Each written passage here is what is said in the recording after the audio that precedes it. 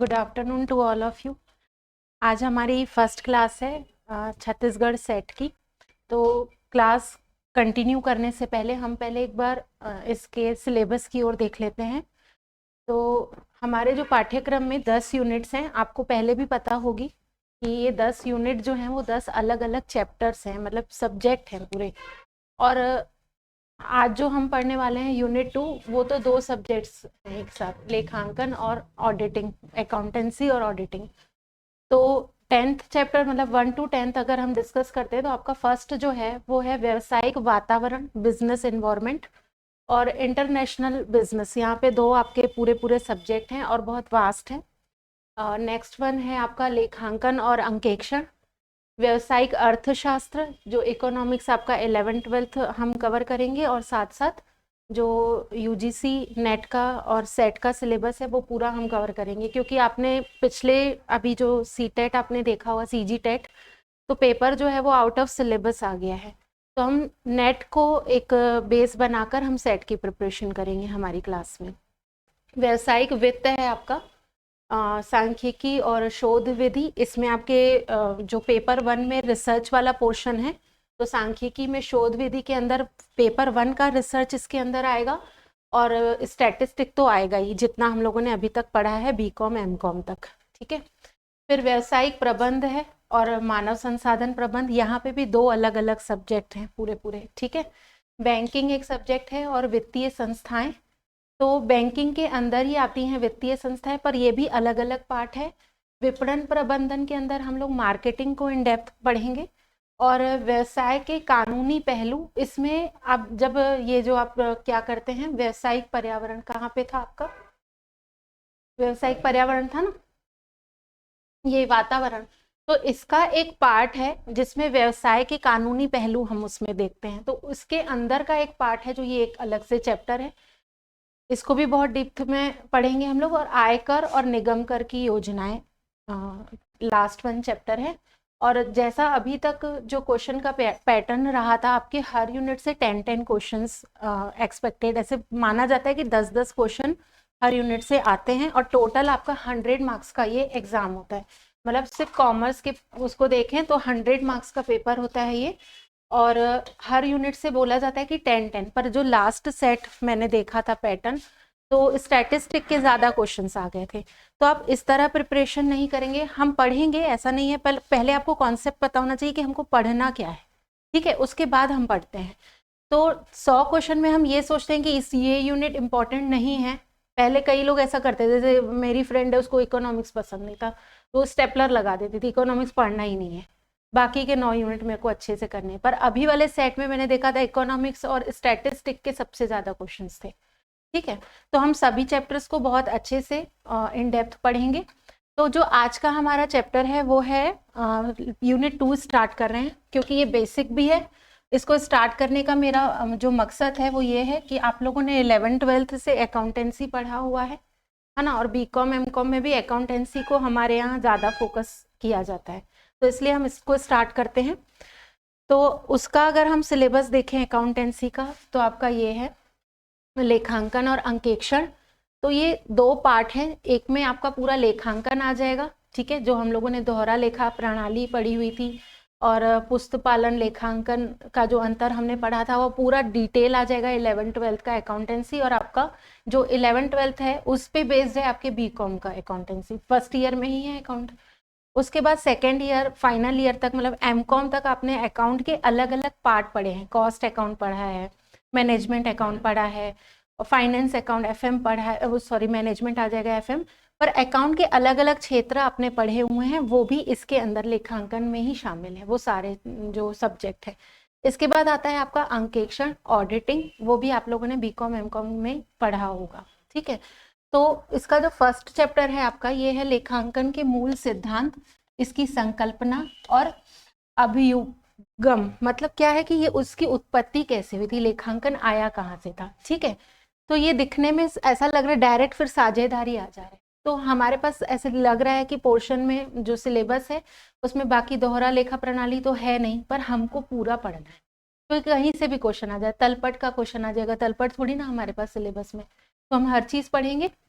उसके बाद हम आएंगे हमारे पार्टनरशिप अकाउंटेंसी में, और मैं ये सोचकर पढ़ा रही हूँ कि आपने कभी ना कभी ये चीज़ें पढ़ी हुई हैं पहले से, ठीक है।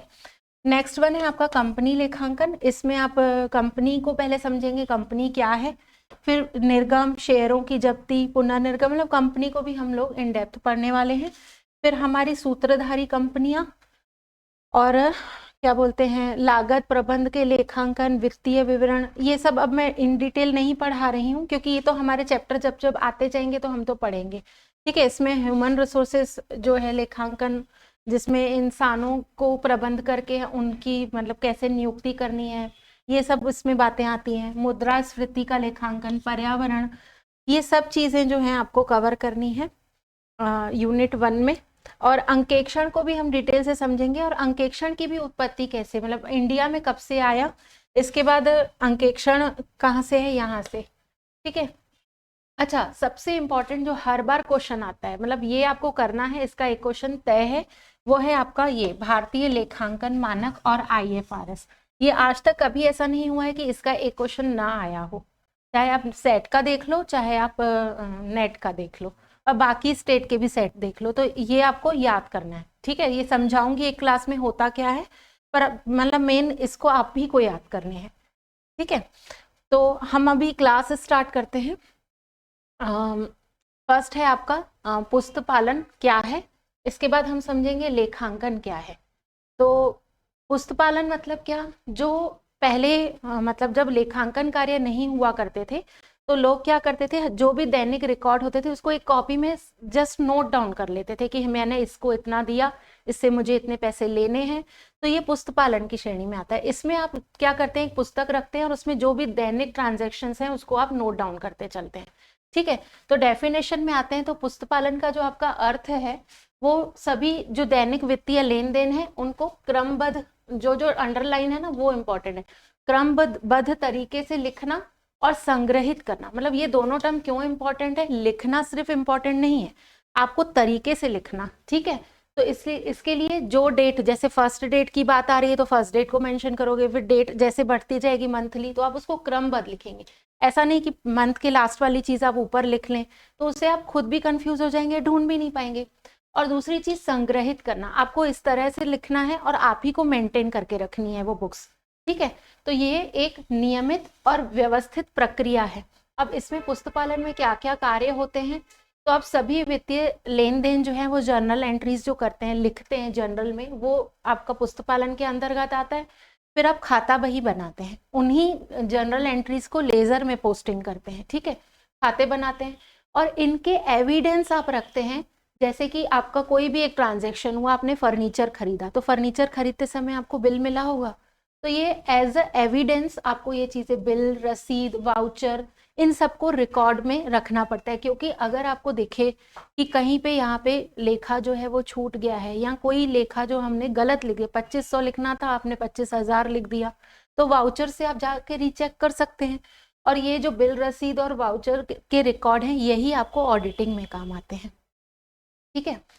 फिर नगद बही, इसमें जितने भी बुक्स रहते हैं ना, सिर्फ नगद बही की बात नहीं हो रही है, दैनिक जो भी क्रय होते हैं, उधार क्रय हो गया, उधार विक्रय हुआ, तो क्रय और विक्रय बहियां, और जो भी नगद ट्रांजेक्शन्स होंगे तो वो सिंगल कॉलम, डबल कॉलम, ये सब कैश बुक्स जो हैं वो आपके इसमें बुक कीपिंग के अंदर जो है ये चीजें बोली जाती हैं कि ये रखना।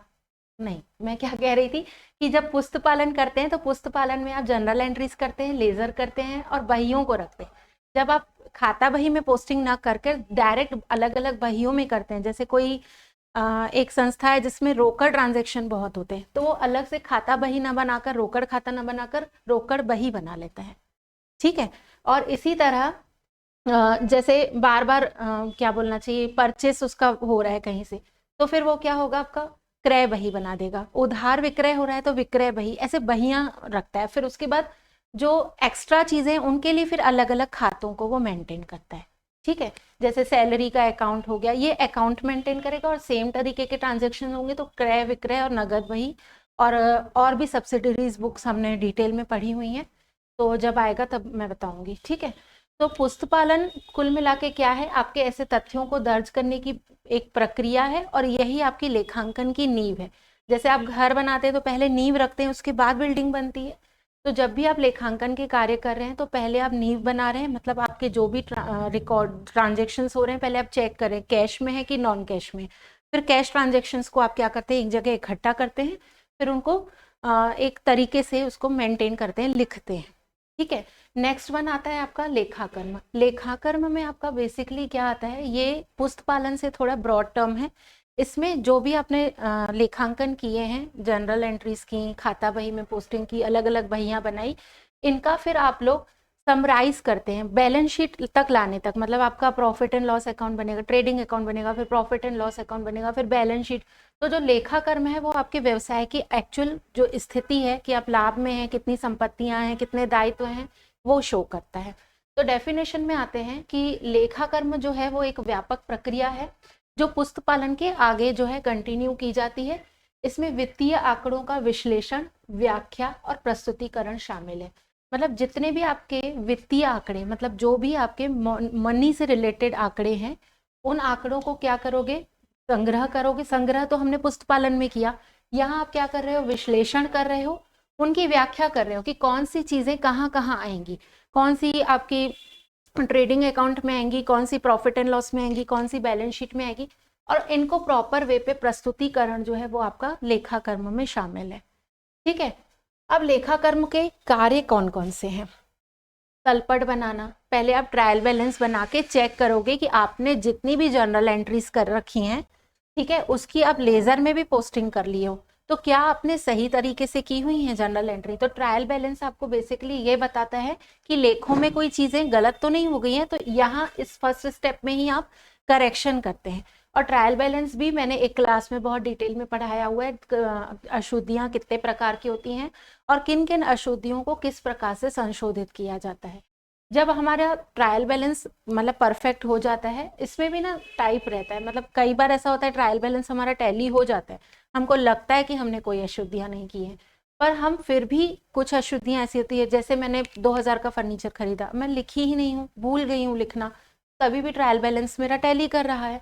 तो वो हमारा फाइनल मतलब ऐसे रिजल्ट की तरह नहीं माना जाएगा कि मैंने सारे अकाउंटेंसी जो अभी तक किए हैं वो परफेक्ट किए हैं।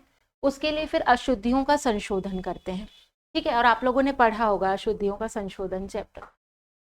इसके बाद हम बनाते हैं ट्रायल बैलेंस से हमको जो भी जानकारियां हैं वो एक साथ एक जगह पे इकट्ठी हुई, हमारे जितने भी जनरल एंट्रीज हमने की, फिर लेजर में पोस्टिंग की। अब अलग अलग खातों को हम लोग तलपट में डेबिट और क्रेडिट साइड लिखे उनकी प्रकृति के अनुसार। अब जब हम लाभ हानि खाता या बैलेंस वो ट्रायल बनाते हैं, आपका ट्रायल बैलेंस नहीं, व्यापार खाता और फिर लाभ हानि खाता, तो व्यापार खाते में जो जो मदें आएंगी, जितने अकाउंट्स आएंगे, लाभ हानि खाते में कितने अकाउंट्स आएंगे, तो हम पीछे जाके खाता बहियों को नहीं चेक करते, हम सीधा ट्रायल बैलेंस को देखते हैं, वहां पे खाते मेंशन होते हैं, फिर उन्हीं में से जहां जहां जो चीज रखनी है वो रख सकते हैं। ठीक है, फिर चिट्ठा बनाना और वित्तीय विवरणों का हम विश्लेषण करते हैं। इसके अंदर हम लोग cash flow statement, fund flow और रेशियो एनालिसिस वगैरह जो करते हैं वो सब आएंगे। फिर टैक्सेशन जो होगी, कैलकुलेशन होता है टैक्स का कि हमारे टोटल आय कितनी हो रही है, फिर हम गवर्नमेंट को टैक्स पे करना रहता है, तो कर की गणना के लिए आसानी हो जाती है हमारे पास, जब हमारे पास लेखांकन पूरे हमारे खाते सामने प्रेजेंट रहते हैं, और इनको हमको बहुत समय तक स्टोर करके रखना पड़ता है। ठीक है, पिछले वर्षों का खाते देखकर हम अगले वर्ष का पूर्वानुमान कर सकते हैं, योजना बनाने के लिए हमारे लिए ये काम आते हैं। और ये इनका महत्व ये भी है कि प्रबंधन को निर्णय लेने के लिए वित्तीय जानकारी देते हैं। कोई भी हमारी मैनेजमेंट की टीम है व्यवसाय की, वो ये डिसाइड करेगी कि अगले साल कितना उत्पादन करना है या हमारी मार्केटिंग की स्ट्रेटेजी क्या होगी, तो ये सब हमारे अकाउंट्स देखकर उनको पता पड़ता है कि हमारा पिछले साल इतना लाभ हुआ था, इस बार हम लोग इतना प्रोडक्शन कर सकते हैं या लागतों को कम कर सकते हैं।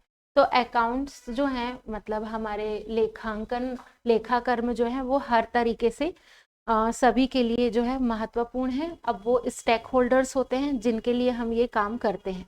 स्टेक होल्डर्स क्या होते हैं वो मैं आगे इसी क्लास में कंटिन्यू करूंगी। तो पुस्तपालन और लेखाकर्म में मुख्य अंतर ये है कि जो आपका पुस्तपालन है वो केवल ट्रांजेक्शन्स को लिखने की बात कर रहा है, लिपिकीय कार्य की हो रही है यहाँ बातें, कि दैनिक आधार पर सभी जो भी ट्रांजेक्शन है जस्ट उनको लिखना। और लेखाकर्म जो है वो आपके पुस्तपालन के बाद शुरू होता है और आपके पुस्तपालन में की गई जितने भी रिकॉर्ड्स हैं उनका वो विश्लेषण करता है और उनकी व्याख्या का काम करता है। ठीक है, मतलब ये विशेषज्ञता कार्य है। मतलब आप अगर पुस्तपालन करना चाहो और आपको कोई जानकारी नहीं है अकाउंटेंसी की, डेबिट क्रेडिट रूल नहीं पता उतना अच्छे से, तो भी आप पुस्तपालन कर सकते हैं।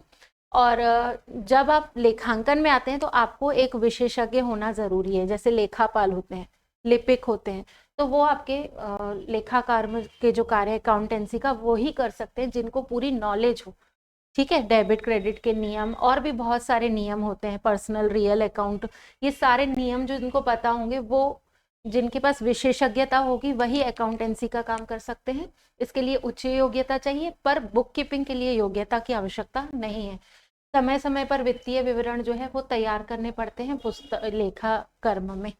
ठीक है, और पुस्तपालन लेखा कर्म के इतिहास पर हम आते हैं। अभी तक हम लोगों ने जो पढ़ा वो सिर्फ बेसिक मीनिंग्स पढ़ी कि आपका लेखांकन या लेखा शास्त्र क्या होता है। इसके अंदर दो बेसिकली पार्ट थे, एक था बुक कीपिंग और एक था आपका अकाउंटेंसी या लेखा कर्म।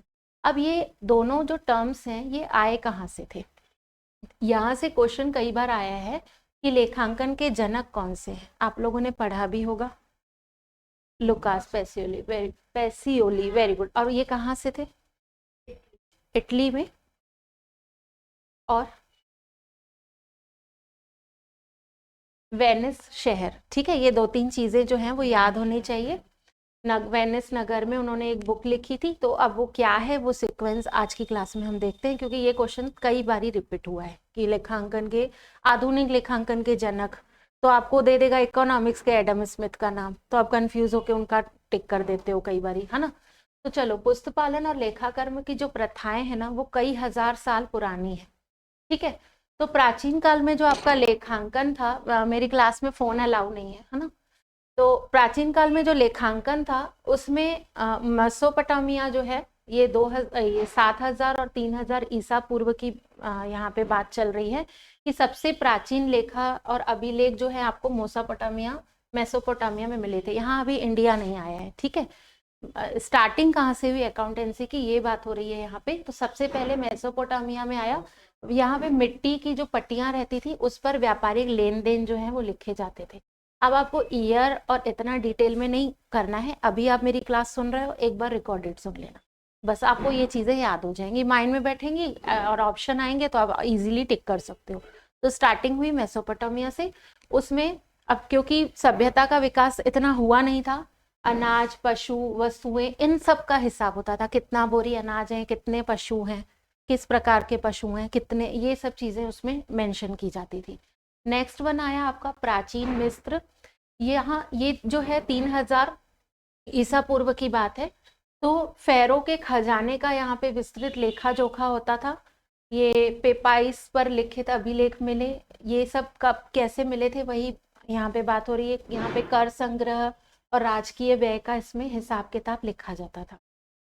अब प्राचीन भारत की बात करें, अच्छा यहाँ पे जो लिपिक बोला जाता था प्राचीन मिस्र में, जो अकाउंटेंसी का काम करता था, आज हम लोग लेखापाल बोलते हैं ना, यहाँ लिपिक वर्ड यूज होता था, जो ये काम करता था, राजकीय व्यय वगैरह का हिस्सा रखता था। नेक्स्ट है आपका प्राचीन भारत। अब भारत के पहले, मतलब पुराना जब हमारा भारत था, तो यहाँ से एक क्वेश्चन आया भी हुआ है एग्जाम में कि किस समय हमारे यहाँ लेखांकन का जो काम स्टार्ट हुआ था। तो कौटिल्य के अर्थशास्त्र में राजकीय लेखांकन की विस्तृत व्यवस्था जो है वर्णित है। ये कब की बात है? ये 321 से 296 ईसा पूर्व। अब देखो यहाँ पे हम क्या लिखते हैं, 2010 से 2020 ऐसा लिखते हैं, पर यहाँ पे ये कमी हो रही है। तो ईसा पूर्व में ना ईयर्स जो है वो घटते जाते हैं, आपको कंफ्यूज नहीं होना है। उसके बाद 0 पे आएगा, फिर आपकी ईसवी चालू हो जाती है। ठीक है, तो ये 321 से 296 ईसा पूर्व में आपके कौटिल्य, आपको कौटिल्य नाम याद रखना है, उसके अर्थशास्त्र से राजकीय लेखांकन की जो है व्याख्या स्टार्ट हुई। इसमें अक्षप तलाधिकारी नामक अधिकारी खातों का रखरखाव करते थे, ये नाम आपको याद रखना है। ठीक है, एक मिनट, ये जो आपके क्या बोलना चाहिए, कौटिल्य के अर्थशास्त्र के समय जो अकाउंटेंसी या खातों का रख रखाव करते थे उनका नाम था अक्षप तलाधिकारी। ठीक है, फिर नेक्स्ट है आपका आय व्यय का, इसमें विवरण होता था कि आय व्यय तब कैसे हुई कि लोगों से ना टैक्सेस वसूल किए जाते थे, फिर वो लोग खर्च भी करते थे। ठीक है, तो ये आय व्यय का विवरण, कर जो संग्रह हुआ, राजकोष का हिसाब सब दर्ज होता था। अच्छा, मैंने ना एक मिस्टेक की है, जो मैं आपको बता रही थी ना कि लिपिक, वो यहाँ पे आएगा आपका रोमन, एक मिनट देखने दो, हाँ लिपिक वहीं आएगा और यहाँ पे अक्षप तलाधिकारी आएगा। फिर प्राचीन रोम में, जो रोम साम्राज्य में एक प्रणाली थी एक्सेप्टी एट एक्सपेंसी। अब देखो इसमें ना रोम की भाषा है ये, एक्सेप्टी और एक्सपेंसी। एक्सपेंस से आप समझ रहे हैं खर्च है, और एक्सेप्ट मतलब क्या आ रहा है, तो ये आय और व्यय के दो मतलब खाते अलग अलग रखे जाते थे। इसको अगर याद करना हो तो ऐसे याद कर सकते हो। ठीक है, फिर नेक्स्ट है आपका ये दोहरा लेखा प्रणाली का जन्म हुआ। ये सब तो एक इतिहास था, फिर यहाँ से दोहरा लेखा प्रणाली हुई आपकी 13वीं से 14वीं सदी पे। ये बहुत इंपॉर्टेंट है आपका एग्जाम के पॉइंट ऑफ व्यू से, और यह लेखांकन इतिहास की सबसे महत्वपूर्ण मोड़ था। इससे पहले जब लेखांकन होता था ना तो वो इकहरी लेखा प्रणाली से होता था, उसमें डेबिट और क्रेडिट के नियम नहीं होते थे। ठीक है, कि एक कोई भी आपका ट्रांजेक्शन हो रहा है तो बस सीधा सीधा लिख लेते थे, और ये एक 11th में मैंने क्लास बहुत डिटेल से पढ़ाई भी है, इकहरा लेखांकन प्रणाली। अब दोहरा लेखांकन प्रणाली का यहाँ पे विकास स्टार्ट हुआ, और ईयर आपको याद रखना है इसका। ये फ्लोरेंस, वेनिस और जेनोआ के व्यापारियों ने दोहरा लेखा प्रणाली विकसित की थी, पर जो फेमस हुए थे वो आपके लुकास पेसियोली हुए थे। ठीक है, हर लेन देन के दो खातों में दर्ज किया जाएगा, जितने भी लेन देन होंगे, और वो दो खाते कौन से होंगे आपके, डेबिट और क्रेडिट। और यह व्यापार क्रांति का युग था। यहाँ पे 1494, ये बहुत इंपॉर्टेंट है, डेट नोट कर लीजिएगा। लुकास पेसियोली लेखांकन के जो जनक थे, इन्होंने, ये इतालवी गणितज्ञ और फ्रांसिस्कन भिक्षु लुका पेसियोली इनका पूरा नाम था। इन्होंने 1494 में, इनकी एक बुक का नाम है, मतलब इन्होंने एक ग्रंथ लिखा था, ये पूरा रीड कर लेना। ठीक है, इस पुस्तक को उन्होंने लिखा था, और इस पुस्तक के ना एक दो नाम भी है, सुमुना दे अर्थमेटिका, जियोमेट्रिका, और ये क्या लिखा है, प्रोपोर्शनी, ऐसे उनका नाम है, देख लेना, इतना बड़ा नहीं आएगा, इसका एक शॉर्ट पार्ट है, सुमा डे अर्थमेटिका, ये नाम आता है बार बार एग्जाम में। तो इन्होंने लिखी थी एक बुक, जिसमें उन्होंने डेबिट और क्रेडिट के जो है नियम दिए थे। ठीक है, ये भी वही चीज लिखी हुई है पुस्तक। पहली बार इन्होंने दोहरा लेखा प्रणाली को व्यवस्थित तरीके से बताया था, और इसे लुकास जो है पेसियोली, उनका स्क्रिप्ट मतलब वो कहा गया था, क्या बोलना चाहिए, कंप्यूटिस एट स्क्रिप्टरीज, ये उनके शब्द हैं। ठीक है, जर्नल और लेजर की अवधारणा यहाँ पे स्पष्ट हुई थी, और इसलिए पेसियोली को लेखांकन का क्या कहा जाता है, पिता कहा जाता है। इसके बाद आपकी आई औद्योगिक क्रांति का प्रभाव। ब्रिटेन में विकास हुआ औद्योगिक क्रांति, मतलब उद्योगों का विकास, उद्योगों को बढ़ाने में मशीनों का आविष्कार होने लगा, जो हाथ से काम होते थे वो मशीनों से होने लगे, तो उद्योगों को जन्म दिया। फिर जटिल लेखांकन प्रणाली आई, अभी तक सिंपल वे में लेखांकन होता था, अब लेखांकन प्रणाली जो है वो थोड़ी टफ होती गई। फिर लागत लेखांकन का भी विकास हुआ, कि आप लागतों को कैसे नियंत्रित करते हो। फिर नेक्स्ट आया ये 1854 में आपका स्कॉटलैंड में पहला लेखाकारों का एक संगठन बना था। ये सिर्फ आपको जानकारी होनी चाहिए, इसलिए मैं आपको बता रही हूँ। ठीक है, क्योंकि जब आपके पास बेस क्लियर होगा तो आप आगे की चीजें जो है वो बेहतर कर सकते हैं, है ना। फिर कंपनीज एक्ट आई। इससे पहले हम लोगों ने जो कंपनी एक्ट पढ़ा हुआ है 2013 और 1956, उससे भी पहले कंपनीज एक्ट था आपका 1844 और 1856। इसमें कंपनियों को वित्तीय विवरण प्रकाशित करना यहाँ पे अनिवार्य हो गया। वैसे कंपनियां चल रही थी, पर अपने वित्तीय विवरण जो है प्रकाशन वहाँ पे अनिवार्य नहीं था। तो ये जो कंपनी एक्ट आया 1844 और ये 1856, यहाँ पे उनको अनिवार्यता आ गई कि आपको अपने बुक्स जो हैं वो शो करने पड़ेंगे।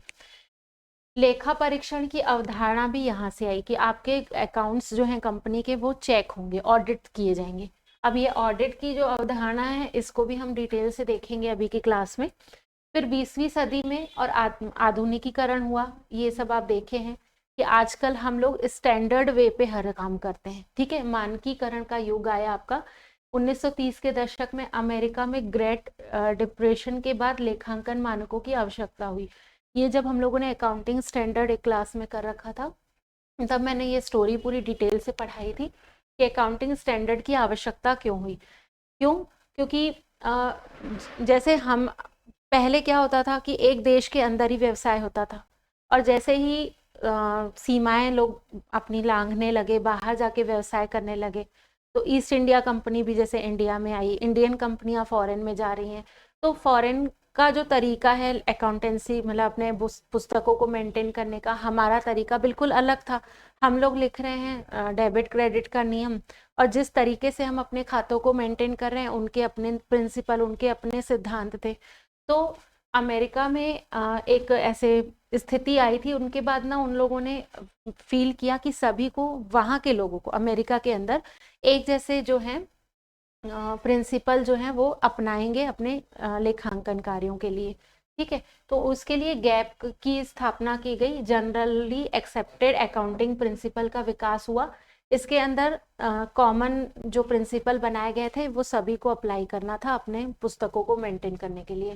फिर सिक्योरिटी एंड एक्सचेंज कमीशन की स्थापना हुई 1934 में।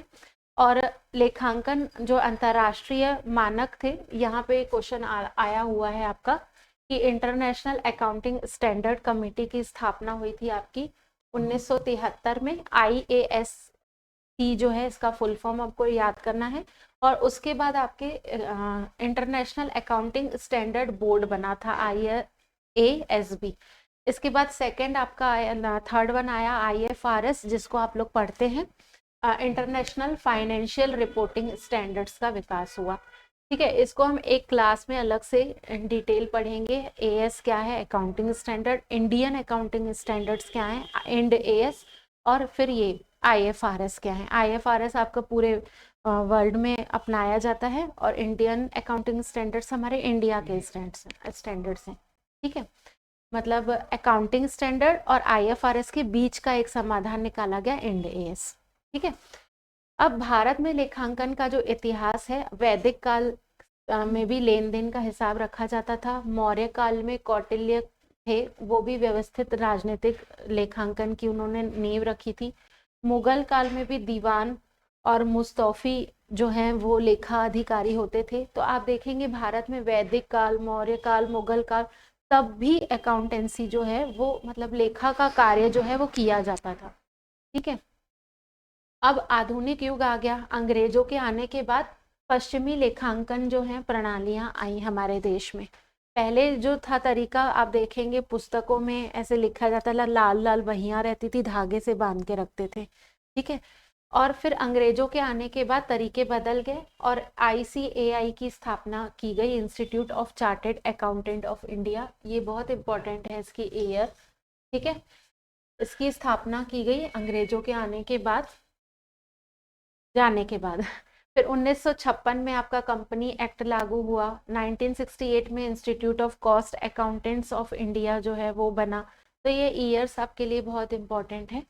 अब कंप्यूटर का युग आ गया आपका, ठीक है। पहले जो आप मैनुअल हाथ से खाते बनाते थे, अब जो है 1950 के बाद डिजिटल क्रांति आई, तो मेन फ्रेम कंप्यूटरों का उपयोग शुरू हुआ। उसके बाद पर्सनल कंप्यूटर्स लोग रखने लगे 1970 से 80 के बीच में, और 80 से 90 के बीच में आपका टैली आ गया, जो आप खुद देखे होंगे, यूज भी किए होंगे, टैली, क्विक बुक्स, ऐसे सॉफ्टवेयर्स आ गए। और 21वीं सदी के बाद, मतलब आज के समय में आप क्लाउड अकाउंटिंग करते हैं, जो कि पूरा पूरा आर्टिफिशियल इंटेलिजेंस के बेस्ड पर है। आप अपना सिर्फ एक रिकॉर्ड करेंगे, दैनिक, एक महीने का भी आप रिकॉर्ड बस लिखेंगे कि अच्छा, सबसे इंपॉर्टेंट तो आपको लिखने की भी जरूरत नहीं है, आपके कंप्यूटर रखे हुए हैं आपके बिजनेस में, और बिल जो है वो आपके क्या हो रहे हैं, वाउचर स्कैन करके ही तो सामान बेच रहे हैं ना। और जो एक मशीन रहती है उसने बारकोड रीड किया, तो अपने आप आपके स्क्रीन में आ गया कि आपका ये चीज़ जो है वो बिकी है। इसी तरह आपके कंप्यूटर से ही आपका बैंक अकाउंट कनेक्टेड है, तो जितने भी आपके बिल पे हो रहे हैं वो बैंक के थ्रू हो रहे हैं, आपके सिस्टम में वो चीज़ें जो है वो नोट डाउन हो रही हैं। तो अब आपको अकाउंट्स बनाने की भी ज़रूरत नहीं है, आर्टिफिशियल इंटेलिजेंस बेस्ड अकाउंटिंग हो रही है कि ऑटोमेटिकली आपका सिस्टम जो है वो डेटा को ले रहा है और फाइनेंशियल स्टेटमेंट जैसे आपको बैलेंस शीट बना के दे रहा है। ठीक है, आप फेस धो के आओ, आपको नींद आ रही है, सो रहे हो। ठीक है, आधुनिक तकनीकों की बात करें तो आज के समय में ईआरपी सिस्टम चल रहा है, सैप, ऑरेकल। ठीक है, blockchain technology, artificial intelligence, real time accounting, ये सब जो है आज के समय में चल रही है। इसको हम इन डिटेल नहीं पढ़ रहे हैं क्योंकि आप दूंगी पीडीएफ। हाँ, तो ये इसलिए नहीं पढ़ रहे क्योंकि ये आपके कोर्स में नहीं है, पर जहाँ पे एमसीक्यू में मुझे लगा कि अभी के डेट में पूछ सकता है तो मैं आपको ज़रूर कराऊंगी। ठीक है, तो ईआरपी सिस्टम ये सब ना अकाउंटिंग के तरीके हैं आज के समय में। क्या बोल रहे हो? तो इसलिए तो डिटेल से पढ़ा रही हूँ। 24 वाला इजी था, बोल सकते हो, ठीक है, बोल सकते हो। नहीं, एक्चुअली क्या है, पैटर्न गवर्नमेंट जो है वो चेंज कर रही है, तो हम इसलिए इन डिटेल पढ़ रहे हैं कि हमसे कोई चीज़ छूटे ना एग्जाम में, है ना। तो हमको अपनी प्रिपरेशन रखनी है। ऐसे बुक में तो 100 बुक्स हैं, आप खोल के पढ़ सकते हो, पर मैं जो लेके आ रही हूँ वो हर जगह से आपको कलेक्ट करके जो एग्जाम पॉइंट ऑफ व्यू से बहुत अच्छा है, इंपॉर्टेंट है, वो ही मैं आपको पढ़ा रही हूँ। हाँ, पढ़ना कहाँ से, आप ये क्लास देख लो, मेरे जितने अभी मैं करवाऊंगी आपका सेट का, तो एक क्लास को आप 2-2 बार एटलीस्ट देखो और एमसीक्यू कर लो, आपका हो जाएगा। क्योंकि आपको क्वेश्चन से डील करना आ जाएगा, और सबसे अच्छी बात क्या है कि नेगेटिव मार्किंग नहीं है ना। तो नेगेटिव मार्किंग नहीं है तो आप क्वेश्चन में से ऑड वन आउट वाले मेथड से, जो कि मैं आपको सिखाऊंगी क्लास में कि कौन सा ऑप्शन नहीं है, जब वो पता पड़ गया तो एक बेस्ट ऑप्शन कौन सा आंसर है वो आप सिलेक्ट कर पाओगे, है ना। तो और ज़्यादा फिर टफ भी आता है तो कट ऑफ भी तो कम जाता है, तो आपकी मेहनत है ना सब। तो एग्ज़ाम कैसे होगा, तो पहला दिन है, आप डर रहे हो। रिलैक्स बैठो और पढ़ो, चुपचाप पढ़ाई में ध्यान दो। ठीक है, तो फाइनली एक कंक्लूजन हम निकाल सकते हैं कि पुस्तपालन और लेखांकन जो है दोनों यात्रा जो है इसकी मिट्टी की पार्टी से, जैसे हमने स्टार्ट किया था मिट्टी की पट्टियों में लिखने से लेकर आर्टिफिशियल इंटेलिजेंस तक का एक सफ़र है। ठीक है, जिसमें मिट्टी की पट्टियों में कितने पशु हैं, कितने अनाज हैं, ये लिख रहे थे, और अब आर्टिफिशियल इंटेलिजेंस आपका कंप्यूटर में अपने आप सारा डेटा ले ले रहा है। तो ये हजारों वर्ष की ये पूरी व्यवस्था है, और लुकास पेसियोली ने 500 साल पहले इसकी एक पहल दी थी, जिसको उन्होंने दोहरा लेखा प्रणाली कहा गया। ठीक है, और यही आपके पूरे लेखांकन की क्या है, एक आधारशिला है, और इसी पर जो है मॉडर्न टेक्नोलॉजी जो है वो बेस्ड है, डेबिट क्रेडिट जो है वो वहीं से आए। तो प्रौद्योगिकी बदल गई है, लेकिन मूल सिद्धांत आपका वही है कि हर लेखांकन के 2 पक्ष होते हैं, डेबिट और क्रेडिट। ठीक है, अब ऑडिटिंग का इतना इम्पोर्टेंट भले नहीं है क्योंकि इसका पूरा विस्तार नहीं पूछता है कि कहाँ से आया, पर हम लोग फिर भी देख लेते हैं क्योंकि पैटर्न चेंज हो गए हैं आपके।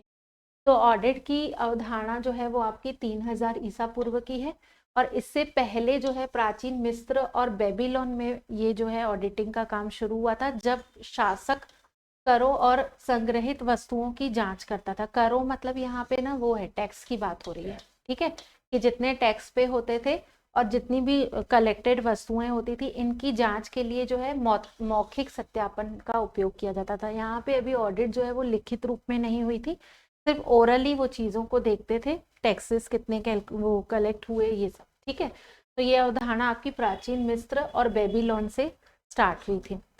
फिर आधुनिक वित्तीय ऑडिट का विकास जो है वो आपका आज के समय का वो 19वीं शताब्दी में औद्योगिक क्रांति के दौरान हुआ, जब कंपनियां जो है वो बढ़ने लगी, तो शेयर धारकों को खातों की सटीकता की जांच जो है उसकी आवश्यकता पड़ी। मतलब आपकी कंपनी में कितने लोग इन्वेस्ट करेंगे, तो इन्वेस्टर्स को चाहिए ना कि आपकी कंपनी की स्थिति क्या है, उसके बाद तो वो इन्वेस्ट करेंगे आपकी कंपनी में। तो यहाँ से फिर ऑडिटिंग की आवश्यकता पड़ी, क्योंकि कई कंपनियां ऐसे झूठे अपने फायदे दिखा लेती थी, है ना, पर एक्चुअली में वो कंपनी कई बार फेक होती थी। तो ऑडिट की उत्पत्ति और विकास के मुख्य बिंदु ये हैं कि प्राचीन काल में ऑडिट की जड़ें जो है वो प्राचीन काल में ही स्टार्टिंग से ही अनाज की आपूर्ति, इसकी निगरानी, इन सब के लिए जो है वो ऑडिट की प्रक्रिया अपनाई जाती थी। अनाज उत्पादन हुआ, गोदाम में रखा, फिर वहाँ पे चेक होता था कि सही इतनी बोरियां हैं, इतना ही उत्पादन हुआ कि नहीं। तो ऑडिट जो है वो बहुत पुराने समय से होता था, और मध्यकाल में जब आए हम, ये तो प्राचीन काल की बात हुई अनाज वाली। फिर मध्यकाल में ऑडिट शब्द जो है वो लैटिन शब्द से आया जिसका मतलब है सुनना, और ऑडराइज एक वर्ड है, इसका मतलब है सुनना। जो प्रारंभिक समय में मौखिक रिपोर्ट्स को सुनने की प्रक्रिया होती थी, ओरली ऐसे बताते थे कि इतनी कर इकट्ठे हुए, इतने खर्चे हुए, ठीक है। इसके बाद औद्योगिक क्रांति के बाद फाइनेंशियल ऑडिट का जो है जन्म हुआ आपका। एक्चुअली में यहाँ से ऑडिट आई आपकी जब कंपनियों को अपने वित्तीय विवरणों की विश्वसनीयता की जांच के लिए स्वतंत्र जांच की आवश्यकता हुई, कि वो लोग जो भी अपने अकाउंट्स शो कर रहे हैं, अपनी वित्तीय स्थिति दिखा रहे हैं, संपत्तियां और दायित्व, तो वो एक्चुअल में है कि नहीं है। तो इस यहाँ से एक्चुअली में आपका फाइनेंशियल ऑडिट जो है वो स्टार्ट हुआ। और औपचारिक गठन जो है वो 19वीं शताब्दी के उत्तरार्ध मतलब बाद में, और 20वीं शताब्दी के आरंभ में हुआ, जिसे ICAEW, इसका फुल फॉर्म बताइएगा आप क्या है। जैसे व्यावसायिक निकायों के आने से इसकी एक औपचारिक संरचना इसको मिली। मेन यहाँ पे 19वीं और 20वीं शताब्दी के मध्य जो है वो ऑडिट स्टार्ट हुआ। और भारत की बात करें तो भारत में लेखा परीक्षा की शुरुआत जो है वो आपकी 1858 में, जब ब्रिटिश क्राउन ने ईस्ट इंडिया कंपनी से प्रशासन अपने हाथ में लिया। ये स्टोरी आपने हिस्ट्री वगैरह में पढ़ी होगी, सोशल साइंस अगर आप मतलब पढ़ते हो, अच्छे से पढ़ो चाहे ना पढ़ो, सोशल साइंस आपने पढ़ा होगा कि ईस्ट इंडिया कंपनी ऐसे डायरेक्ट नहीं गई थी। अंग्रेजों का जो शासन था वो पहले ना ब्रिटिश क्राउन को गया, ठीक है। उसके बाद फिर अंग्रेज बाहर गए, तो ब्रिटिश क्राउन ने हाथ में लिया। और हमारे जो संविधान है उसमें काफी सारी चीजें जो है ब्रिटिश से ही आई हैं, आपने पढ़ा भी होगा, है ना। और बाद में 1860 में आपका पहला ऑडिटर जनरल जो है वो नियुक्त किया गया था। यहाँ पे ऑडिट की जो एक हिस्ट्री है वो कंप्लीट होती है। अब लेखांकन का अर्थ और परिभाषा, ये सब चीज़ें जो है वो एग्जाम पॉइंट ऑफ व्यू से इम्पोर्टेंट है, क्योंकि एक कोई स्टेटमेंट आपको दे देगा और पूछेगा कि ये परिभाषा किसकी है, तो आपको पता होनी चाहिए, ठीक है। पुस्तपालन की भले नहीं आती है पर लेखांकन की आती है, नाम दे देगा कि ये किसके द्वारा कहा गया है। तो लेखांकन क्या है, एक तो कला और विज्ञान है जो व्यावसायिक लेन देनों को व्यवस्थित रूप से रिकॉर्ड करने की क्या है, वर्गीकृत करने और उनके विश्लेषण करने की प्रक्रिया है। ये तो डेफिनेशन हमने ऊपर भी देखी थी। पर अब कला और विज्ञान कैसे है कि आप देखेंगे हर तरीका, मतलब जो अकाउंटेंसी जब हम बनाते हैं तो एक व्यवस्थित तरीका है, ठीक है। कि पहले हम जर्नल एंट्रीज कर रहे हैं, फिर लेजर में, फिर तलपट से अशुद्धियों का संशोधन कर रहे हैं, इसके बाद आप ट्रायल बैलेंस बना रहे हैं, फिर आप प्रॉफिट एंड लॉस बना रहे हैं, ठीक है। तो इस तरह से आप क्या कर रहे हैं, एक तरीके से ट्रायल बैलेंस, ट्रेडिंग अकाउंट बना रहे हैं, फिर प्रॉफिट एंड लॉस बना रहे हैं, फिर आप बैलेंस शीट बना रहे हैं, और उसके बाद भी आप फिर देख रहे हैं आपकी वित्तीय स्थिति कैसी है, और रेशियो एनालिसिस आप करते हैं। तो एक तरीके से आप क्या करें, क्रमबद्ध तरीके से एक नियम को फॉलो करें। तो सिद्धांत यहाँ पे फॉलो हो रहे हैं, इसलिए ये क्या है, विज्ञान है। और क्योंकि एक तरीका है उसका दिखाने का, शो करने का, तो इसलिए वो क्या है, आपका कला है। तो ये व्यवसायिक लेन देनों का व्यवस्थित रूप से क्या करते हैं, रिकॉर्ड करना, वर्गीकृत करना और उनका विश्लेषण करने की क्या है, प्रक्रिया है। तो इसमें American Institute of Certified public accountants जो है AICPA 1941, डेट याद रखिएगा। इनके अनुसार जो लेखांकन है वो क्या है, तो लेखांकन उन लेन देनों और घटनाओं जो पूर्ण या फिर आंशिक रूप से वित्तीय प्रकृति के होते हैं, मतलब ऐसे ट्रांजैक्शंस जो पूरी तरह वित्तीय प्रकृति के हों या उनमें से कुछ हिस्सा जो है वो वित्तीय प्रकृति का हो, मुद्रा के रूप में प्रभावशाली ढंग से लिखने, वर्गीकृत करने और संक्षेप में व्यक्त करने और उनके परिणामों का विश्लेषण करने की क्या है, एक कला है। ये American Institute of Certified Public Accountant टेंस में ये परिभाषा जो है दी गई है। फिर नेक्स्ट वन है आपकी अमेरिकन अकाउंटिंग एसोसिएशन है, AAA, उसके अनुसार क्या है परिभाषा। तो ये जो आपको ईयर है ना, यहाँ पे ऐसे टाइम पास के लिए नहीं है, आपको ये एज इट इज याद करना है। AAA जो है अमेरिकन अकाउंटिंग एसोसिएशन, उसने अकाउंटेंसी की परिभाषा कब दी थी, तो 1966 में दी थी।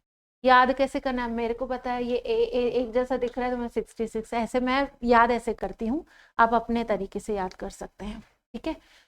तो इसकी परिभाषा क्या है कि लेखांकन जो है वो आपकी आर्थिक सूचनाओं को पहचानने, उनको मापने, संप्रेषित करने की एक प्रक्रिया है। यहाँ पे आप ना जितनी भी मॉनेटरी टर्म्स से रिलेटेड जितनी भी इंफॉर्मेशन है आप उनको पहले पहचान रहे हो कि कौन सी पैसों से रिलेटेड है, कौन सी नहीं है, फिर उनको आप माप रहे हो। और संप्रेषित करना यहाँ एक अलग टर्म है। संप्रेषित करना मतलब आपका जिसके लिए आप खाते बना रहे हो वो कौन कौन होते हैं, तो वो स्टेक होल्डर्स होते हैं जो कंपनी के आंतरिक भी होते हैं और बाह्य भी होते हैं। तो उनको ये सूचनाएं जान देना मतलब जो है करने की प्रक्रिया है। अब क्यों क्यों देंगे हम लोग? अब कोई हमारी कंपनी में इन्वेस्ट कर रहा है तो वो स्टेक होल्डर तो है, इन्वेस्ट करने वाला निवेशक है, उसको तो जानने का हक है कि हमारी कंपनी की स्थिति क्या है, तो उसको हम सूचना संप्रेषित करेंगे। शेयर जारी कर रहे हैं या कंपनी से रिलेटेड कुछ चेंजेस ला रहे हैं, कितना प्रॉफिट हम डिस्क्लोज करें, तो वो जानकारी तो उसको जानना जरूरी है। तो यहाँ पे संप्रेषित करने का मतलब ये है जिसके आधार पर सूचनाओं के उपयोगकर्ता जो है जितने भी स्टेक होल्डर्स हैं उन सूचनाओं का तर्कयुक्त निर्णय लेने में क्या करेंगे, सक्षम होंगे। तो ये परिभाषा बहुत ज़्यादा इम्पॉर्टेंट है। आप हो सके तो क्लास के बाद अपने ही हैंड रिटन नोट में इस परिभाषा को नोट कर लीजिएगा। अब लेखांकन की प्रकृति की बात आती है तो सबसे पहली चीज आर्थिक घटनाओं की पहचान, ठीक है, ये प्रकृति है कि पहचानना, आइडेंटिफिकेशन। फिर आपका मेजरमेंट आएगा कि हर जो भी आपके ट्रांजेक्शन है वो मौद्रिक इकाई में मापने योग्य है या नहीं। फिर व्यवस्थित रूप से आप इनको लिखते हैं, फिर आप कम्युनिकेट करते हैं। बेसिकली ये 4 है, इसके आगे और भी हैं, हम पढ़ेंगे। और लेखांकन का इतिहास हम कर चुके हैं, तो इन शॉर्ट मैंने एक जगह पे आपको दिया हुआ है ये लुकास पेसियोली वाली बातें, ये सब। अब देखिए घटनाएं जो होती है ना वो 2 होती हैं। आर्थिक घटनाएं यहाँ पे हम पढ़ते हैं अपने अकाउंटेंसी के अंदर। तो आर्थिक घटनाएं वो सारी घटनाएं होती हैं जिनका संगठन में होने वाले आर्थिक लेन देन परिणामों को मुद्रा के रूप में जिनको हम माप सकते हैं, वो आपकी क्या कहलाती हैं, आर्थिक घटनाएं। अब घटनाओं के प्रकार कौन कौन से होते हैं, तो ये 2 होती हैं, एक बाह्य घटनाएं और दूसरी आपकी आंतरिक घटनाएं। अब बाह्य घटनाओं में कौन से आएंगे, संगठन और बाहरी व्यक्ति के बीच जो लेन देन होंगे, जैसे मैंने कोई ट्रांजेक्शन किया बाहर, ग्राहक को माल बेचा, किसी आपूर्तिकर्ता सप्लायर ने मुझे माल दिया, तो ये जो है वो बाह्य घटनाएं हैं। और आंतरिक घटनाओं में कौन कौन सी आएंगी, जो विभाग के अंदर आपस में घटित होंगी। जैसे मैं अपने कर्मचारी को मजदूरी दूं, ठीक है, विभागों के बीच जो भी माल का हस्तांतरण। अब जहाँ पे मैन्युफैक्चरिंग यूनिट है और एक जगह मेरा गोदाम है, तो गोदाम से उठा के जहाँ पे वस्तुएं उत्पादन हो रही हैं अपना माल जो है वहां से शिफ्ट कर रही हूँ, तो ये मेरी विभाग की आंतरिक घटनाएं कहलाएंगी। ठीक है, तो आंतरिक और बाह्य घटनाओं में आपको अंतर आई होप समझ में आया हो। लेखांकन प्रक्रिया के चरण होते हैं, इसको हम अब डिस्कस करते हैं। तो चरण में क्या क्या आता है आपका, सबसे पहले तो आप पहचानते हैं कि आपकी कौन सी जो ट्रांजेक्शन्स हैं वो मौद्रिक हैं और कौन से गैर मौद्रिक हैं। ठीक है, तो लेन देनों का अभिलेखन किया जाए, इसका निर्धारण। अब इसके अंदर आप पहचानेंगे और सिर्फ वित्तीय जो प्रकृति की घटनाएं होंगी उनका जो है वो चयन किया जाएगा। नेक्स्ट स्टेप है, ये स्टेप आपका सिक्वेंस में आता है। ठीक है, तो ये भी टाइम पास के लिए नहीं है ना, कि लेखांकन प्रक्रिया के चरण आपको सीक्वेंस में जमाना है। तो सबसे पहले आप आइडेंटिफाई करोगे कि क्या है, ठीक है, मौद्रिक है, गैर मौद्रिक है। सेकंड आप मेजर करोगे, ठीक है, कि ये रुपए पैसे में वित्तीय प्रमापीकरण है। जो घटनाएं मौद्रिक रूप में नहीं मापी जा सकती उनका तो लेखा होगा नहीं। फिर थर्ड है आप रिकॉर्ड करोगे, जब आपने ढूंढ लिया ट्रांजेक्शन, फिर मेजर किया मौद्रिक गैर मौद्रिक, फिर नेक्स्ट स्टेप आपका आता है रिकॉर्ड करना व्यवस्थित रूप से। ठीक है, तो यहाँ पे कालक्रम अनुसार लेखा पुस्तकों में चीजों को क्या करना, लिखना, और व्यवस्थित रूप से लिखना, और फिर सारांश निकालना। फिर फोर्थ है आपका संप्रेषण, मतलब जो भी आपने फाइनल अकाउंट्स प्रिपेयर कर लिए, फिर संबंधित व्यक्ति को जिनको सूचना हमको देनी रहती है उनको सूचना प्रेषित करना। ठीक है, प्रबंधक जो होंगे वो आने वाले समय में जो योजना बनाएंगे उनके लिए ये सूचनाएं महत्वपूर्ण है, और उसके अलावा अन्य उपयोगकर्ता होंगे उनको भी सूचना प्रदान करना। लेखा प्रलेखों के माध्यम से नियमित रूप से संप्रेषण किया जाता है। अब अन्य उपयोगकर्ता में ना वो भी लोग आते हैं आपके कर्मचारी, क्योंकि उनको एक डर रहता है कि हम हमारा मतलब जो है, आप खुद ही टीचर बनते हैं, किसी कॉलेज में अपॉइंट होते हैं, स्टार्टिंग में आपको प्राइवेट कॉलेज मिल रहा है, ठीक है, और प्राइवेट कॉलेज को आपको दिख रहा है कि इसका गड़बड़ चल रहा है, काम बंद हो सकता है, तो आप जल्दी से अपनी दूसरी जॉब की तैयारी करते हो ना, कि हम स्विच करेंगे जल्दी से जल्दी, नहीं तो हम भी ना इसमें अटक जाएं या ये कॉलेज ना बंद हो जाए, फिर तो नौकरी आपकी खतरे में। तो ऐसे ही कोई भी संगठन है उसके कर्मचारियों को भी उनका अकाउंट्स जो है वो देखना, मतलब वो लोग चाहते हैं ताकि उनको श्योरिटी हो कि उनकी नौकरी वहाँ पे पक्की है या उनको सैलरी समय पे मिलेगी कि नहीं। ठीक है। प्रासंगिक सूचना तैयार करना, प्रबंध, ये अच्छा ये दोबारा आ गया है। अब लेखांकन की आवश्यकता क्यों होती है? तो दो चीजें होती हैं, लेखांकन करने के उद्देश्य और लेखांकन करने की आवश्यकता। ठीक है, तो दोनों ऐसे दिखने में आपको सेम लग रहे हैं, उद्देश्य और आवश्यकता। उद्देश्य से आप क्या समझते हैं और आवश्यकता से आप क्या समझते हैं, बताइए।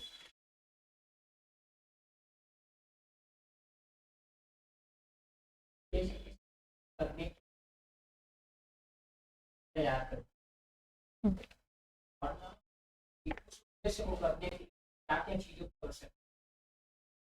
ठीक है, और कुछ आप बताइए। वो बताया, आप क्या समझ रहे हैं, आप बताइए। चलो रिपीट करो, उसने क्या कहा, आप बताइए। जो आवश्यकताएं हैं वो मतलब ये बताती हैं कि हमको ये चीज क्यों करनी है। ठीक है, अकाउंटेंसी हमको क्यों करनी है, और उद्देश्य बताता है कि हमको क्या चाहिए। अगर इसको डेफिनेशन में आप समझेंगे तो उद्देश्य और आवश्यकता दोनों जो है वो अलग अलग आपकी अवधारणा है। आवश्यकता आपको बताती है कि आपके लेखांकन का क्यों मतलब अस्तित्व में है, क्यों आपको लेखांकन करना है और क्यों महत्वपूर्ण है। अगर आप लेखांकन नहीं करोगे तो क्या होगा, तो लेखांकन की आवश्यकता क्यों है। ठीक है, तो ये आपको क्यों का आंसर देता है। और उद्देश्य आपको बताता है कि लेखांकन जो है वो किस दिशा में काम करता है। ठीक है, हमको अपने लक्ष्य हासिल करने हैं तो लेखांकन करेंगे तो हमको क्या हासिल होगा, दोनों मिलकर आपके लेखांकन की क्लियर पिक्चर जो है वो बनाते हैं। ठीक है, तो उद्देश्य आपको बताते हैं कि क्या चाहिए, आप एक तय करते हैं आपको जैसे प्रॉफिट बढ़ाना है, बिजनेस को बढ़ाना है, और लेखांकन की आवश्यकता मतलब बताती है कि क्यों करना चाहिए। ठीक है, तो अब हम पढ़ते हैं कि लेखांकन के उद्देश्य क्या है और आवश्यकता क्या है। तो लेखा ऊपर भी है क्या, यहाँ से है नहीं। ठीक है, तो व्यवसायिक आवश्यकताएं कौन कौन सी होती हैं। एक तो व्यवस्थित अभिलेखन के लिए कि सभी लेन देनों को आप सही और पूर्ण तरीके से शो करें। स्मृति की सीमा, आप हर चीज कितना याद करोगे, आपको तो लिखना पड़ेगा ही। आज मैं आपको पढ़ा रही हूँ, कल नया चैप्टर पढ़ेंगे, फिर परसों एक और चैप्टर पढ़ेंगे, तो जो मैंने आज पढ़ाया है उसका आपको मुश्किल से 20-30% याद होगा, है ना। तो इसलिए स्मृति की, मानव स्मृति की सीमा जो है वो एकदम फिक्स है। तो अब आप लिख के रखते हो तो फिर आप वो चीजों को मतलब वो एक तरह से आपके स्थायी रूप से स्टोर हो जाती है।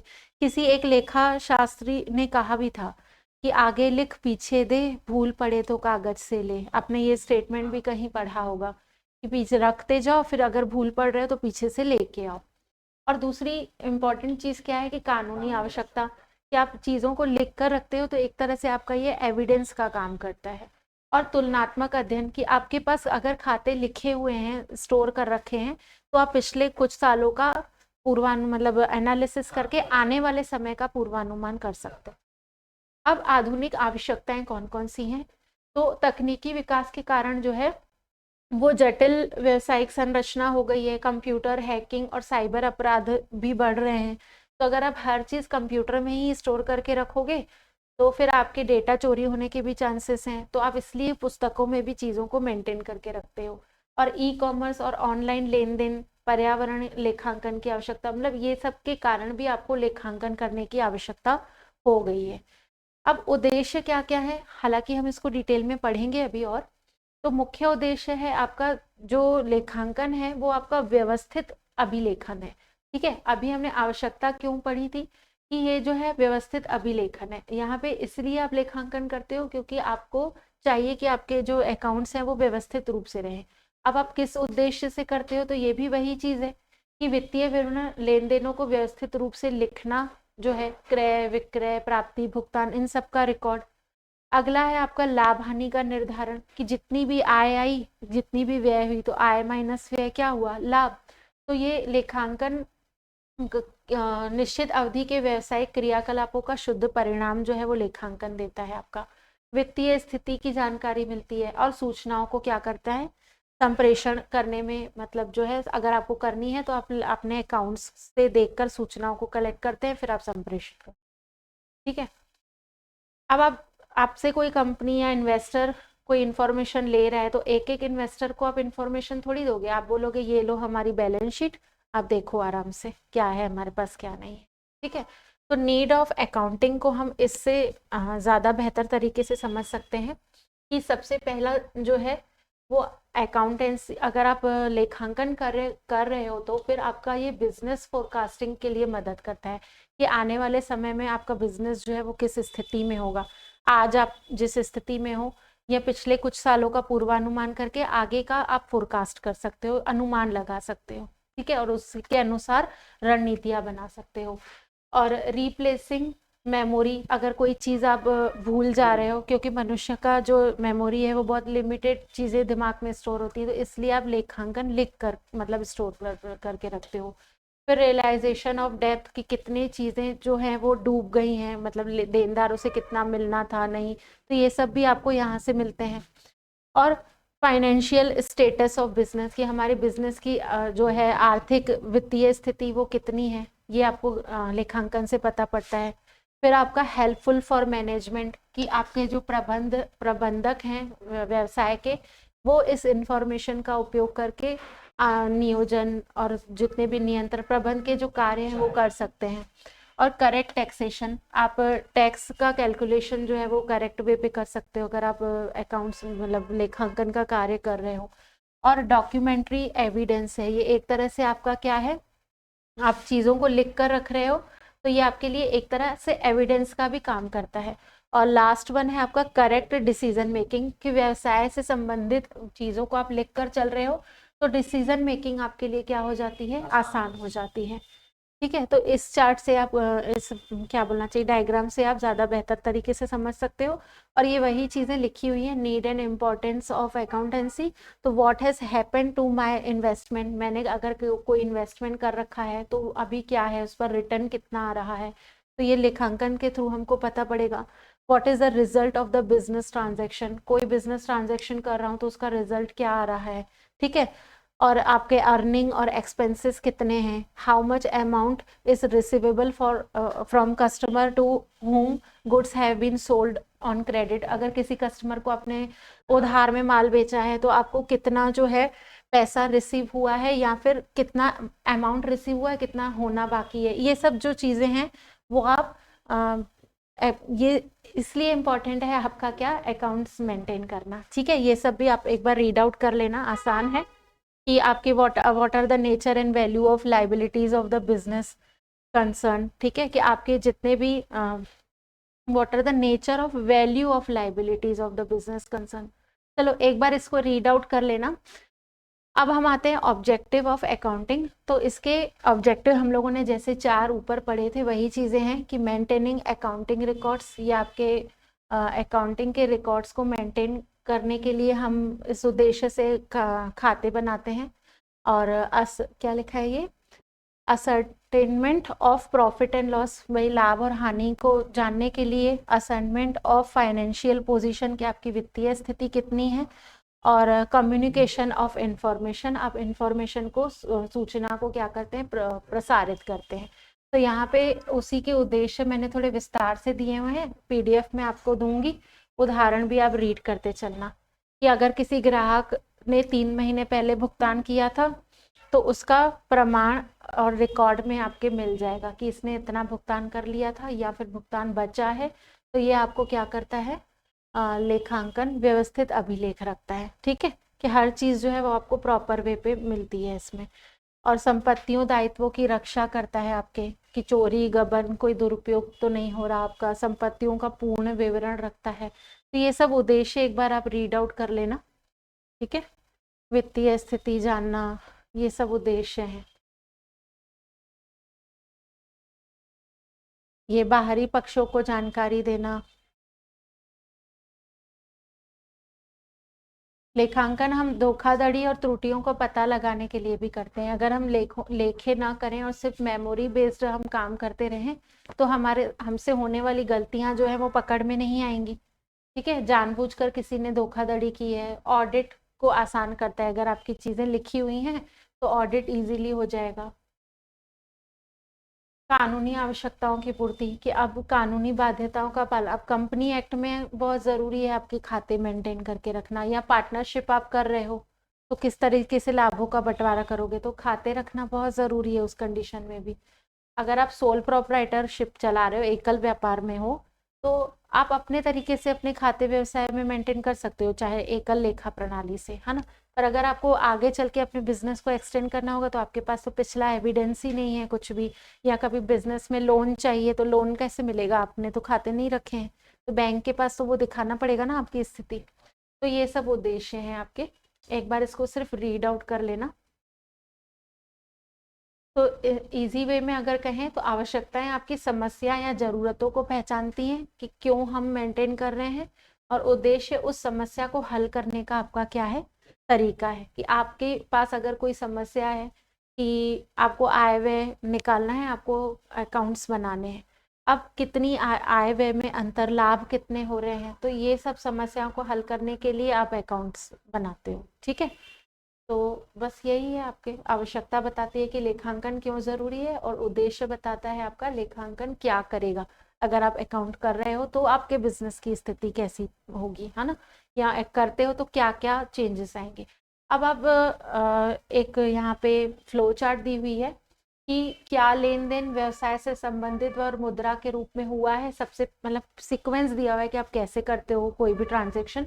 तो वित्तीय लेन देन घटनाओं को पहले आप पहचानते हो, फिर पहचाने गए लेन देन का मापन करते हो कि मुद्रा में है कि नहीं है, फिर उनको रिकॉर्ड करते हो, फिर वर्गीकरण करते हो, लेजर बनाते हो, फिर सारांश करते हो, तलपट बनाओगे लाभ हानि खाता और बैलेंस शीट, और लाभ हानि खाते में ही आपका व्यापार खाता शामिल है, इसलिए व्यापार अलग से नहीं लिख रहा है। फिर आप विश्लेषण करते हो, ठीक है, कि लाभ हानियों का, और लास्ट में आप संचार करते हो, उपभोक्ताओं को जानकारियां प्रदान करते हो, मतलब जो भी स्टेक होल्डर्स हैं, जिनको जिनको आपके व्यवसाय की जानकारी चाहिए वो आप ट्रांसफर करते हो। अब स्टेक होल्डर्स होते कौन कौन है, ठीक है, तो इनको हम पढ़ते हैं तो दो तरीके के होते हैं बेसिकली। यहाँ पे मैंने बताया आपको कि लेखांकन की सूचना के उपयोगकर्ता दो होते हैं, एक आंतरिक उपयोगकर्ता और एक होंगे बाह्य उपयोगकर्ता। आंतरिक में कौन कौन आ जाएंगे, आपके प्रबंधक आ जाएंगे, जिसका काम है योजना बनाना, नियंत्रण करना, निर्णय लेना।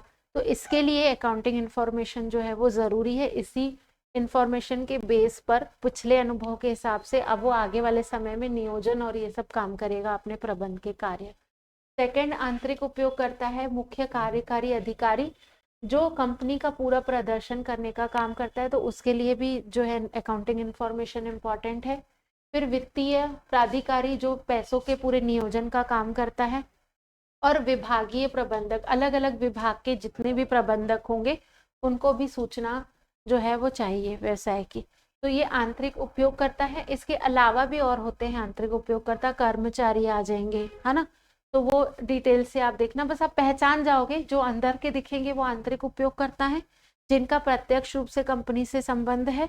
और बाह्य उपयोगकर्ता में कौन कौन से आएंगे, तो सबसे इंपॉर्टेंट है आपका ये शेयर धारक, ठीक है, निवेशक। तो निवेशक पर पर्याप्त वापसी मिल रही, जैसे आप ही आज के समय में किसी कंपनी में इन्वेस्ट करते हो, ठीक है, और आपको दिख रहा है कि ये कंपनी ग्रो कर रही है, पर एक्चुअली में वो चिट फंड कोई कंपनी हो, तो आपका तो नुकसान हो जाएगा। तो आप आज के समय में क्या है, जागरूक होकर पूरी स्टडी करके ही तो कोई शेयर खरीदते हैं कहीं से, है ना। जैसे मैं आपको बोल लूँ बजाज फाइनेंस का आप ले लो, या अंबानी का कोई शेयर ले लो, तो आपको पता है कि ये अच्छा ग्रो कर रही है रिलायंस इंडस्ट्री, तो आप ले लोगे, है ना, क्योंकि आपको दिख रहा है उनकी कंपनी। और अगर मैं कोई ऐसी कंपनी का नाम ले लूँ तो जो आप जानते ना हो, तो फिर पर वो ग्रो कर रही है, जैसे अभी आपकी इलेक्ट्रिक व्हीकल्स आई, तो नई नई कंपनियां आई, पर उनका नाम मार्केट में नहीं था, पर वो ग्रो कर रही हैं। इलेक्ट्रिक व्हीकल्स तो छोड़ दो, उसकी बैटरी बनाने वाली कंपनियां भी ग्रो कर रही हैं। तो वो अपने निवेशकों को अपनी अकाउंटिंग स्थिति जो भी दिखाएंगे, उसके बाद ही तो इन्वेस्टर्स जो है उनमें इन्वेस्ट करेंगे। तो किसी को भी, कहीं हम लोग भी निवेश करते हैं तो हमको वापसी का एक डर रहता है कि हमको पैसे वापस मिलेंगे या नहीं। तो इसके लिए ये बाह्य उपयोगकर्ता में पहला निवेशक आ जाता है, जो कंपनी की वित्तीय स्वास्थ्य का क्या करता है, आकलन करता है कि ये कंपनी जो है वो अच्छा ग्रो करेगी कि नहीं। नेक्स्ट वन है आपका लेनदार, कि अगर कोई आपको ऋण चाहिए, अब लेनदार में बैंकें भी आ सकती हैं, तो बैंकें आपको ऋण तब देंगी जब आपकी स्थिति जो है वित्तीय स्थिति अच्छी है, या फिर आज भले अच्छी नहीं है पर आपका बिजनेस का जो ग्राफ है वो ऐसे ऊपर की ओर जा रहा है, मतलब आप ग्रो कर रहे हो, ऐसे नहीं कि नीचे या ऊपर ऐसे उबड़ खाबड़ है आपका ग्राफ। तो ये सब देखकर ही लेनदार जो है वो आपको ऋण देते हैं, ताकि उनका जो दिया हुआ ऋण है आप भुगतान करने की आपके में क्षमता है कि नहीं, वो लोग ये चेक करना चाहते हैं। ठीक है, तो ये वित्तीय तरलता की जानकारी के लिए आपके सूचनाओं को रख लेना चाहते हैं। नेक्स्ट है भावी निवेशक, ये तो निवेशक जो हमेशा करते हैं, और कुछ निवेशक हैं जो धन निवेश करना चाहिए या नहीं इसका निर्णय लेना चाहते हैं। ठीक है, तो यह जोखिम और लाभप्रदता का आकलन करते हैं कि रिस्क लूंगा तो फिर प्रॉफिट मिलेगा कि नहीं, तो वो अकाउंट्स देखना चाहते हैं। फिर सरकार क्यों, सरकार के लिए क्यों इम्पोर्टेंट है, वो देखेगी कि आप टैक्स तो भुगतान कर रहे हो। सरकार को आपके बढ़ने घटने से मतलब नहीं है, मतलब सरकार चाहती है लाभ कमाओ पर छुपाओ मत। ठीक है, तो उसके लिए उनको काम है कि करों का भुगतान। दूसरी बात क्या कि कंपनी अधिनियम के जितने भी अनुपालन नियम है कि आप गैर कानूनी काम तो नहीं कर रहे, और सेबी द्वारा निर्धारित वैधानिक जो दायित्व हैं, तो इसलिए सरकार और नियामक संस्थाएं जो हैं ये सेबी वगैरह, इनके लिए भी इम्पोर्टेंट है। अब अन्य में कौन कौन आएंगे, आपके ग्राहक। ग्राहक इसलिए देखना चाहेंगे कि आप जो भी प्रोडक्ट मार्केट में ला रहे हो उसकी गुणवत्ता कैसी है। ठीक है, और आफ्टर सेल सर्विस आप दोगे कि नहीं, जैसे एलजी कंपनी है तो नामी कंपनी है, आईएफबी नामी कंपनी है, तो जब आप एसी लेने जाओ एलजी का तो आपको लगेगा कि हाँ अगर वो खराब हो भी जाती है, तो इलेक्ट्रिक आइटम है कभी भी खराब हो सकता है, तो वो आपको क्या करेगी, सर्विस देगी। पर आज के समय में आप देखते होंगे ओला की जो इलेक्ट्रिक गाड़ी है उस पर तो सर्विस नहीं दे रही है ओला, तो अब उसके शेयर क्या हो गए, डाउन हो गए। तो ग्राहक भी जो है वो पहले गुडविल देखते हैं, आपके खाते भी देखते हैं, खाते ऐसे डायरेक्ट वे पे नहीं देखते हैं, पर हाँ उन वो देखना चाहें तो बाहर आपका क्या होता है, स्टॉक एक्सचेंज में भी आपके नाम रहते हैं कंपनियों के, तो वहां से भी पढ़ के देखा जाता है कि कितने इन्वेस्टर्स हैं, कितनी इनकी पूंजी है ना। तो उस हिसाब से फिर वो लोग डिसाइड करते हैं आपके उत्पाद की गुणवत्ता कैसे होगी। श्रमिक संगठन चाहते हैं कि वेतन और भत्ते हमारे सही समय पे हों, और प्रतियोगी जो है वो तुलनात्मक विश्लेषण करते हैं, जैसे आप एलजी कंपनी के मालिक हो और सैमसंग कंपनी वाला आपका प्रतियोगी हो गया तो वो देखेगा। ठीक है, तो ये तुलनात्मक विश्लेषण के लिए। अब लेखांकन की शाखाओं पर आते हैं, जो आपके जो सिलेबस में हमने डिस्कस किया था, यहाँ से इनको फिर हम डिटेल 1 बाय 1 पढ़ेंगे। ठीक है, तो लेखांकन की शाखाओं में पहला आपका आ रहा है वित्तीय लेखांकन। तो वित्तीय लेन देनों का जब भी व्यवस्थित रिकॉर्ड रखने की बात होती है तो वहाँ पे वित्तीय लेखांकन किए जाते हैं। इसमें आप लाभ हानि का निर्धारण, वित्तीय स्थिति का निर्धारण, जो अभी तक हम 11th-12th में अकाउंटेंसी का जो ये है वो सब वित्तीय लेखांकन ही है, जिसमें आप लाभ हानि का निर्धारण, सही वित्तीय स्थिति का निर्धारण, क्या हितार्थियों को वित्तीय सूचना प्रदान करना, ये पूरा जो है आपका वित्तीय लेखांकन का पार्ट है। और ये अतीतकालीन मतलब पिछले जो समय है उनको देखकर फिर आगे के समय में हम लोग क्या करते हैं, फ्यूचर फोरकास्ट करते हैं। इसकी प्रकृति जो है मौद्रिक रहती है और संरक्षणात्मक होती है। इसको इन डिटेल हम पढ़ेंगे 1 बाय 1। अगला है आपका लागत लेखांकन। तो इसका मुख्य उद्देश्य होता है आपकी लागतों को नियंत्रित करना। इसके अंदर कौन कौन सी चीजें पढ़ते हैं हम लोग, व्यय का विश्लेषण, मूल्य निर्धारण में सहायता होते हैं ये, और लागतों को क्या करते हैं, नियंत्रित करते हैं, और प्रबंधकों को निर्णय लेने के लिए लागत संबंधी सूचना प्रदान करते हैं। प्रबंध लेखांकन में आते हैं तो ये पूरी योजना बनाना, नियंत्रण करना, जो जो प्रबंध के कार्य हैं उसका लेखांकन, अकाउंटिंग पॉइंट ऑफ व्यू से आप मैनेजमेंट इसमें देखते हैं कि संगठन में कार्यरत लोगों की आवश्यक लेखांकन सूचना प्रणाली। व्यवसाय, इसका कार्य क्या क्या रहता है, व्यवसायिक कार्यों के संबंध में निर्णय लेना, योजना बनाना, नियंत्रित करना, बजट बनाना। ठीक है, पूंजीगत व्यय संबंधी निर्णय लेना, ये सब चीजें आएंगी। और इसके अलावा भी कई सारी शाखाएं हैं आपकी प्रबंध की। मानव संसाधन लेखांकन, जिसमें मानवों से संबंधित जो है मूल्यांकन किया जाता है कि कितने कर्मचारी हैं, कर्मचारियों का जो पेरोल, पेरोल क्या होता है आपको पता है, क्लास में आपको पढ़ाया है, बताओ। हाँ, वैसे पैरोल शब्द आपने सिमिलरली सुना होगा, जेल से जब कोई निकलता है तो पैरोल पे निकलता है ना, जब कोई कैदी को कुछ समय के लिए बाहर निकलते, पर यहाँ पे इस पैरोल का मतलब ये नहीं है। कर्मचारी जो हैं वो कितने घंटे काम कर रहे हैं, कितने महीने काम, मतलब महीने में कितने दिन काम कर रहे हैं, उस हिसाब से उनकी सैलरी प्रिपेयर की जाती है। जैसे आज के समय में गवर्नमेंट स्कूल कॉलेजों में बायोमेट्रिक अटेंडेंस बन गए हैं टीचर्स के लिए, कि जो टीचर जाएगा जितने बैठेगा उतनी ही सैलरी बनेगी।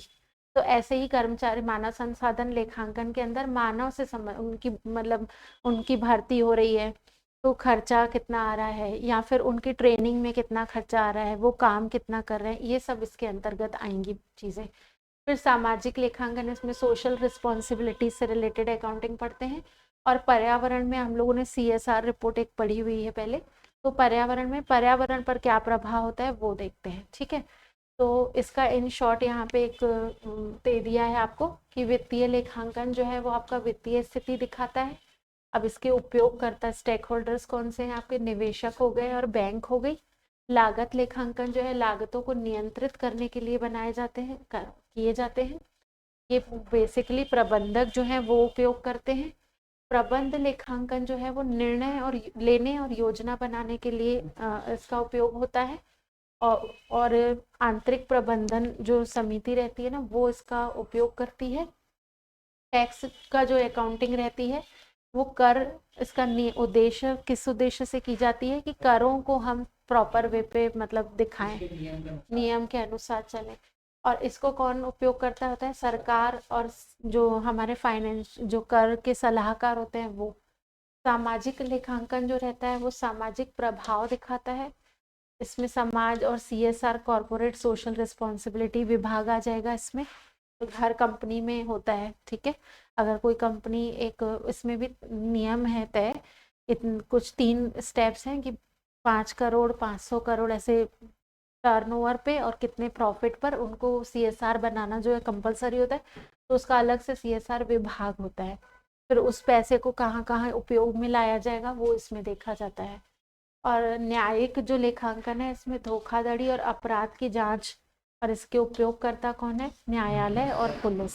तो ये चार्ट में आप इजीली फाइंड आउट कर सकते हो कि किस प्रकार के जो लेखांकन है वो उनका उद्देश्य क्या है, और उनकी शाखा तो ये है कि किस प्रकार के लेखांकन है, किस उद्देश्य से बनाए जाते हैं और इनके उपयोगकर्ता कौन कौन से हैं, ठीक है। अब हम आते हैं लेखांकन सूचना की गुणात्मक विशेषताएं, ठीक है। ब्रेक लेना है या कंटिन्यू करें थोड़ा, चलो 1 मिनट का ब्रेक लेते हैं, ठीक है। आप फिर कंटिन्यू करते हैं।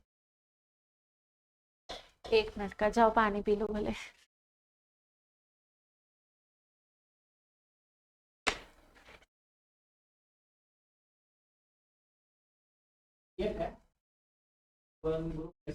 हाँ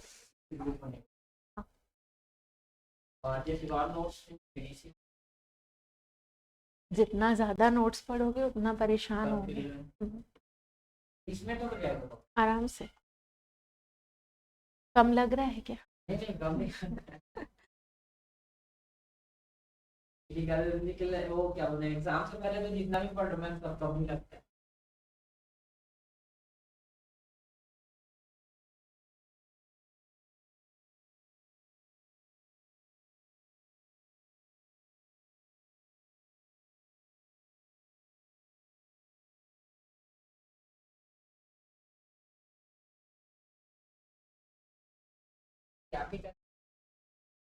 अभी मैं स्टार्ट नहीं की हूँ, ऐसा नहीं है। आमीन।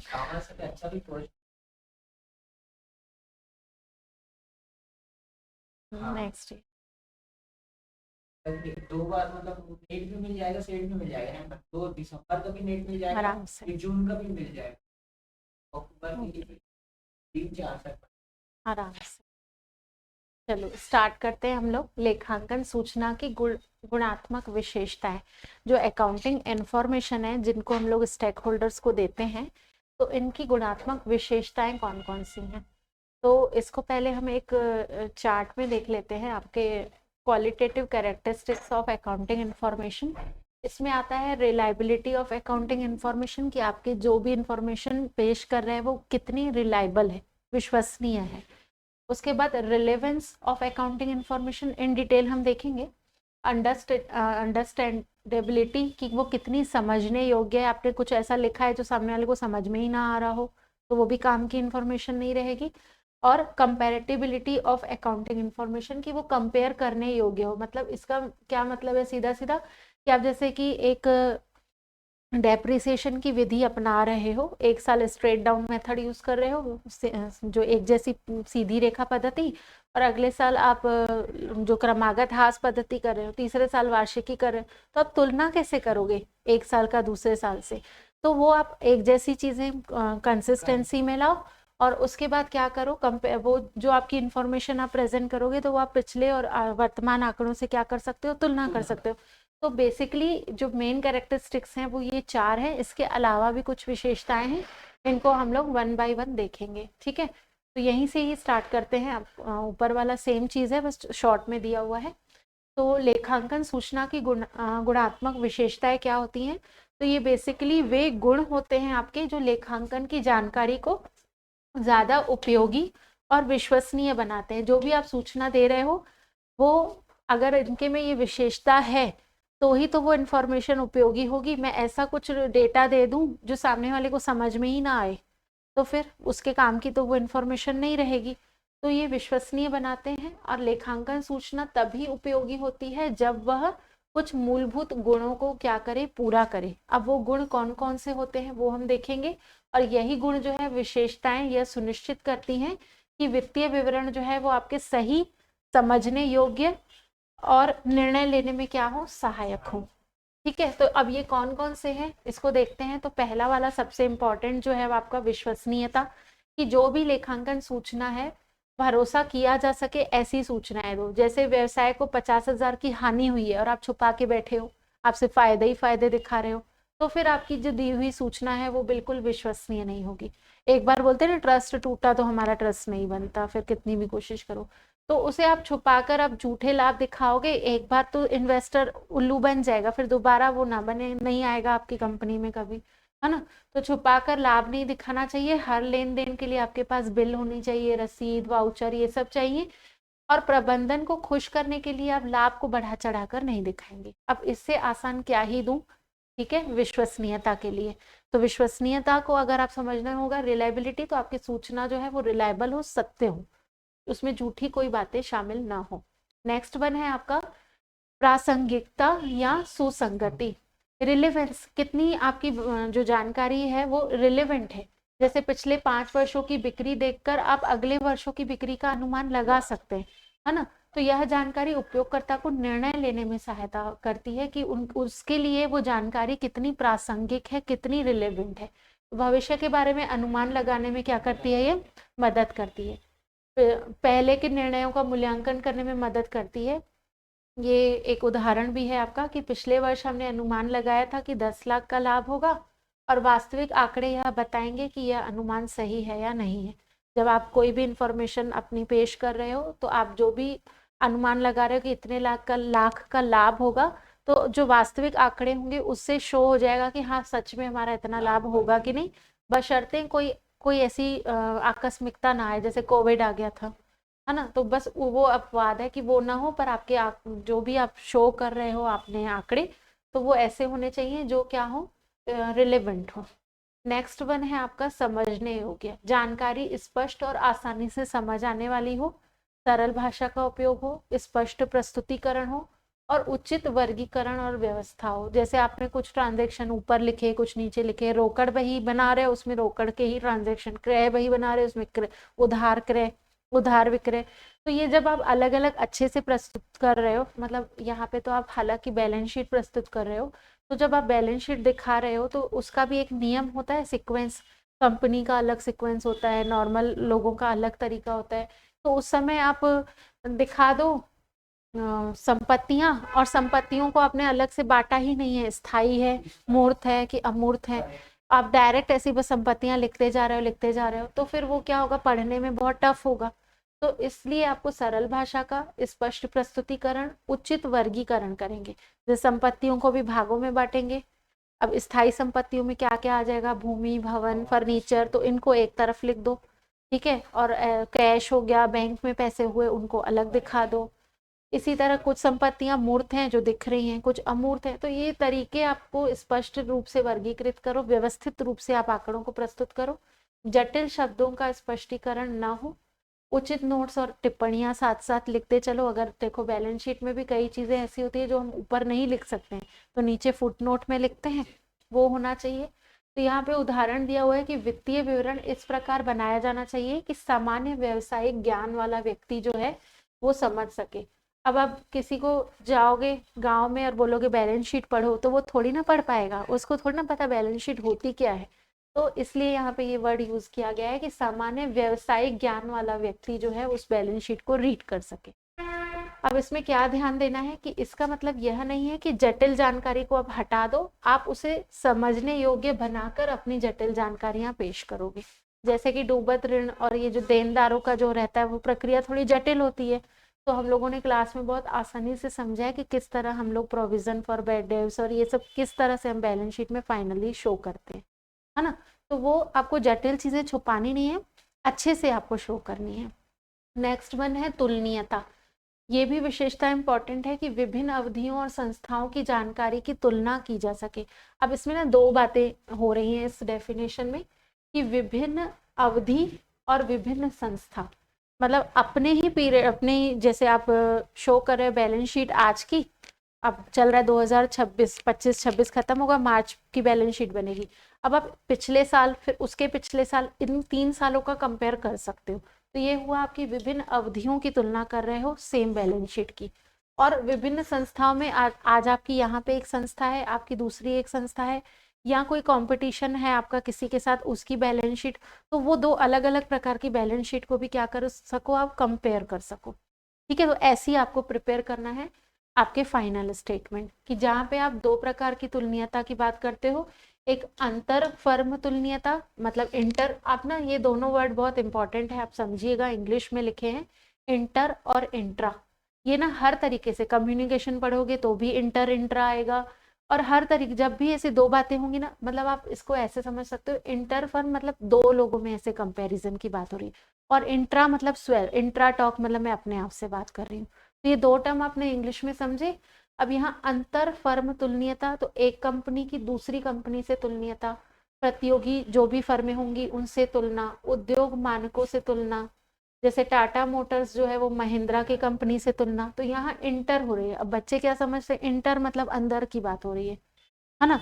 इंट्रा वर्ड जो है वो अंदर की बात हो रही है, इंट्रा पर्सनल कम्युनिकेशन, तो अपने आप से बात करना ऐसे। अब अंतर अवधि, यहाँ इंट्रा वर्ड, अब देखो हिंदी में ना यहाँ अंतर अवधि है और अंतर फर्म, तो हिंदी में सेम वर्ड है इसलिए बच्चे कंफ्यूज होते हैं। तो इंटर और इंट्रा में मुख्य अंतर यही है। अब इंट्रा में क्या क्या है आपका कि एक ही कंपनी की विभिन्न वर्षों से तुलना, जैसे 2023, 22, 24, 25, इन सब के लाभों की तुलना आप करोगे लाभ हानि खाते से, तो वो इंट्रा फर्म कंपेटिबिलिटी हुई, कंपेयर कर रहे हो, ठीक है। ट्रेंड एनालिसिस कर रहे हो कि पहले आपकी फर्म में जो चीजें प्रोड्यूस हो रही थी, मार्केट में वो चल रही थी, आज क्या चल रहा है, ये खास करके लड़की लड़कों के कपड़ों में देखते हैं ट्रेंड चल रहा है कि नहीं, है ना। और फिर वृद्धि या गिरावट का पता लगाना कि आपके जो मार्केट में सेल है वो बढ़ी है कि कम हुई है, तो ये सब कंपेयर कर सकते हो पिछले सालों का इस साल से तुलना करके, ठीक है। तो ये मुख्य रूप से 4 थे, ठीक है। अब तुलनीयता के लिए इंपॉर्टेंट टर्म क्या है कि एक समान लेखांकन नीतियां अपनाओगे, जैसे कि आपको बताया, डेप्रिसिएशन का मेथड यूज करे तो एक जैसा यूज करो, ख्याति का मूल्यांकन कर रहे हो तो एक जैसा मेथड यूज करो, ऐसे लगातार लेखांकन विधियों का उपयोग करो, ठीक है। और परिवर्तन हो तो उसका खुलासा करो, मतलब लगातार, मतलब एक कंसिस्टेंसी लाओ, एक ही, जैसे depreciation return down method use करो तो फिर वही यूज करते चलो, और किसी कारण आपको यूज करना है, चेंज करना है मेथड, तो फिर आप क्या करो, रीजन बताओ कि आप क्यों चेंज कर रहे हो मेथड, ठीक है। तो ये 3 चीजें इंपॉर्टेंट थी। अब नेक्स्ट ये 4 जो थे ना हम लोगों ने विशेषताएं पढ़ी, वो सबसे ज्यादा इंपॉर्टेंट है। इसके अलावा क्या क्या है आपका, संगति या एक रूपता, कंसिस्टेंसी होनी चाहिए, ये उसी में हालांकि शामिल था, ठीक है, पर फिर भी एक अलग से विशेषता होती है। तो लेखांकन सिद्धांतों और विधियों में क्या करना, निरंतरता बनाए रखना, विभिन्न वर्षों की सार्थक तुलना जो है संभव होगी, और अगर बार बार आप मेथड्स चेंज कर रहे हो तो भ्रम की स्थिति बनेगी और विश्वास भी नहीं बैठेगा कि कभी ये तो ये मेथड यूज कर रहा है, कभी ये, तो फिर विश्वसनीयता नहीं बनती है।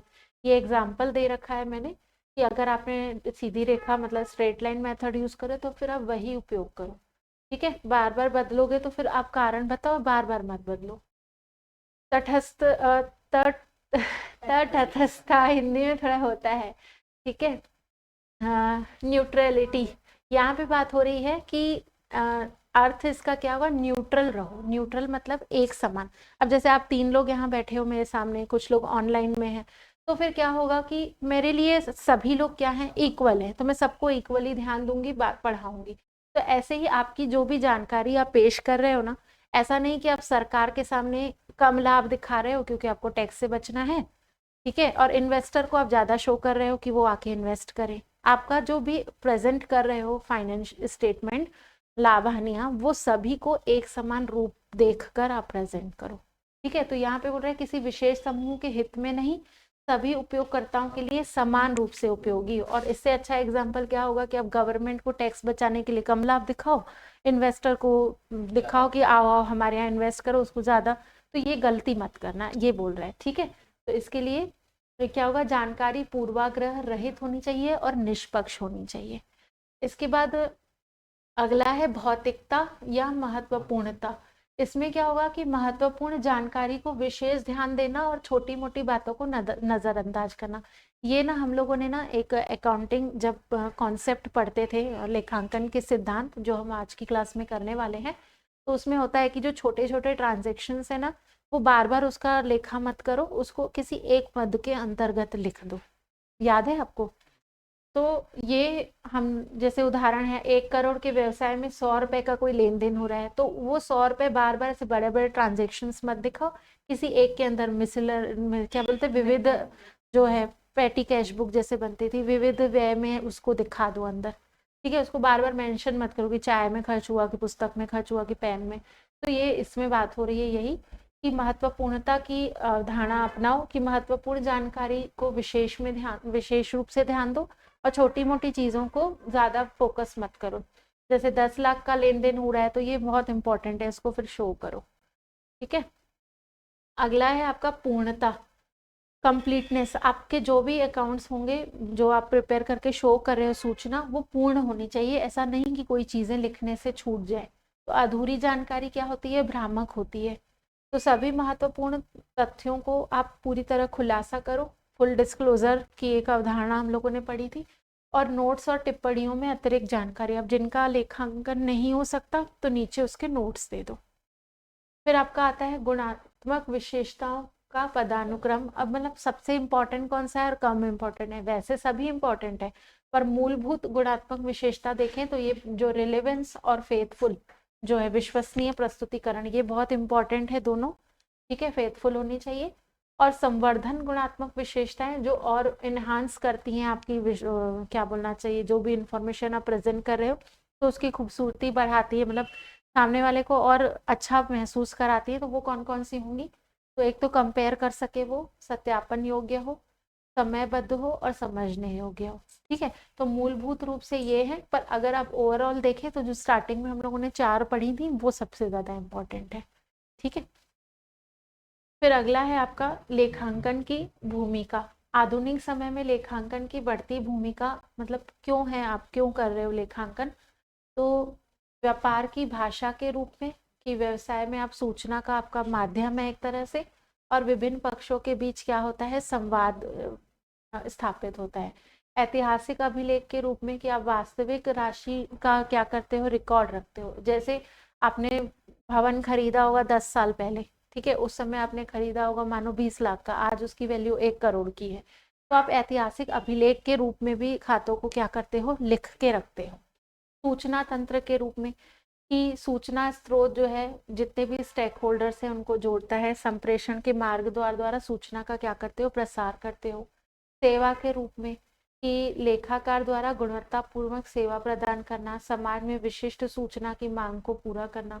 तो ये हालांकि एग्जाम पॉइंट ऑफ व्यू से बहुत ज़्यादा इम्पोर्टेंट नहीं है कि लेखांकन की क्या भूमिका है, बस इसको एक बार ही रीड आउट कर लेना। वैसे ऑप्शन में आप ऑड वन आउट मेथड से ऐसे वाले क्वेश्चंस जो हैं वो डील कर सकते हो, है ना।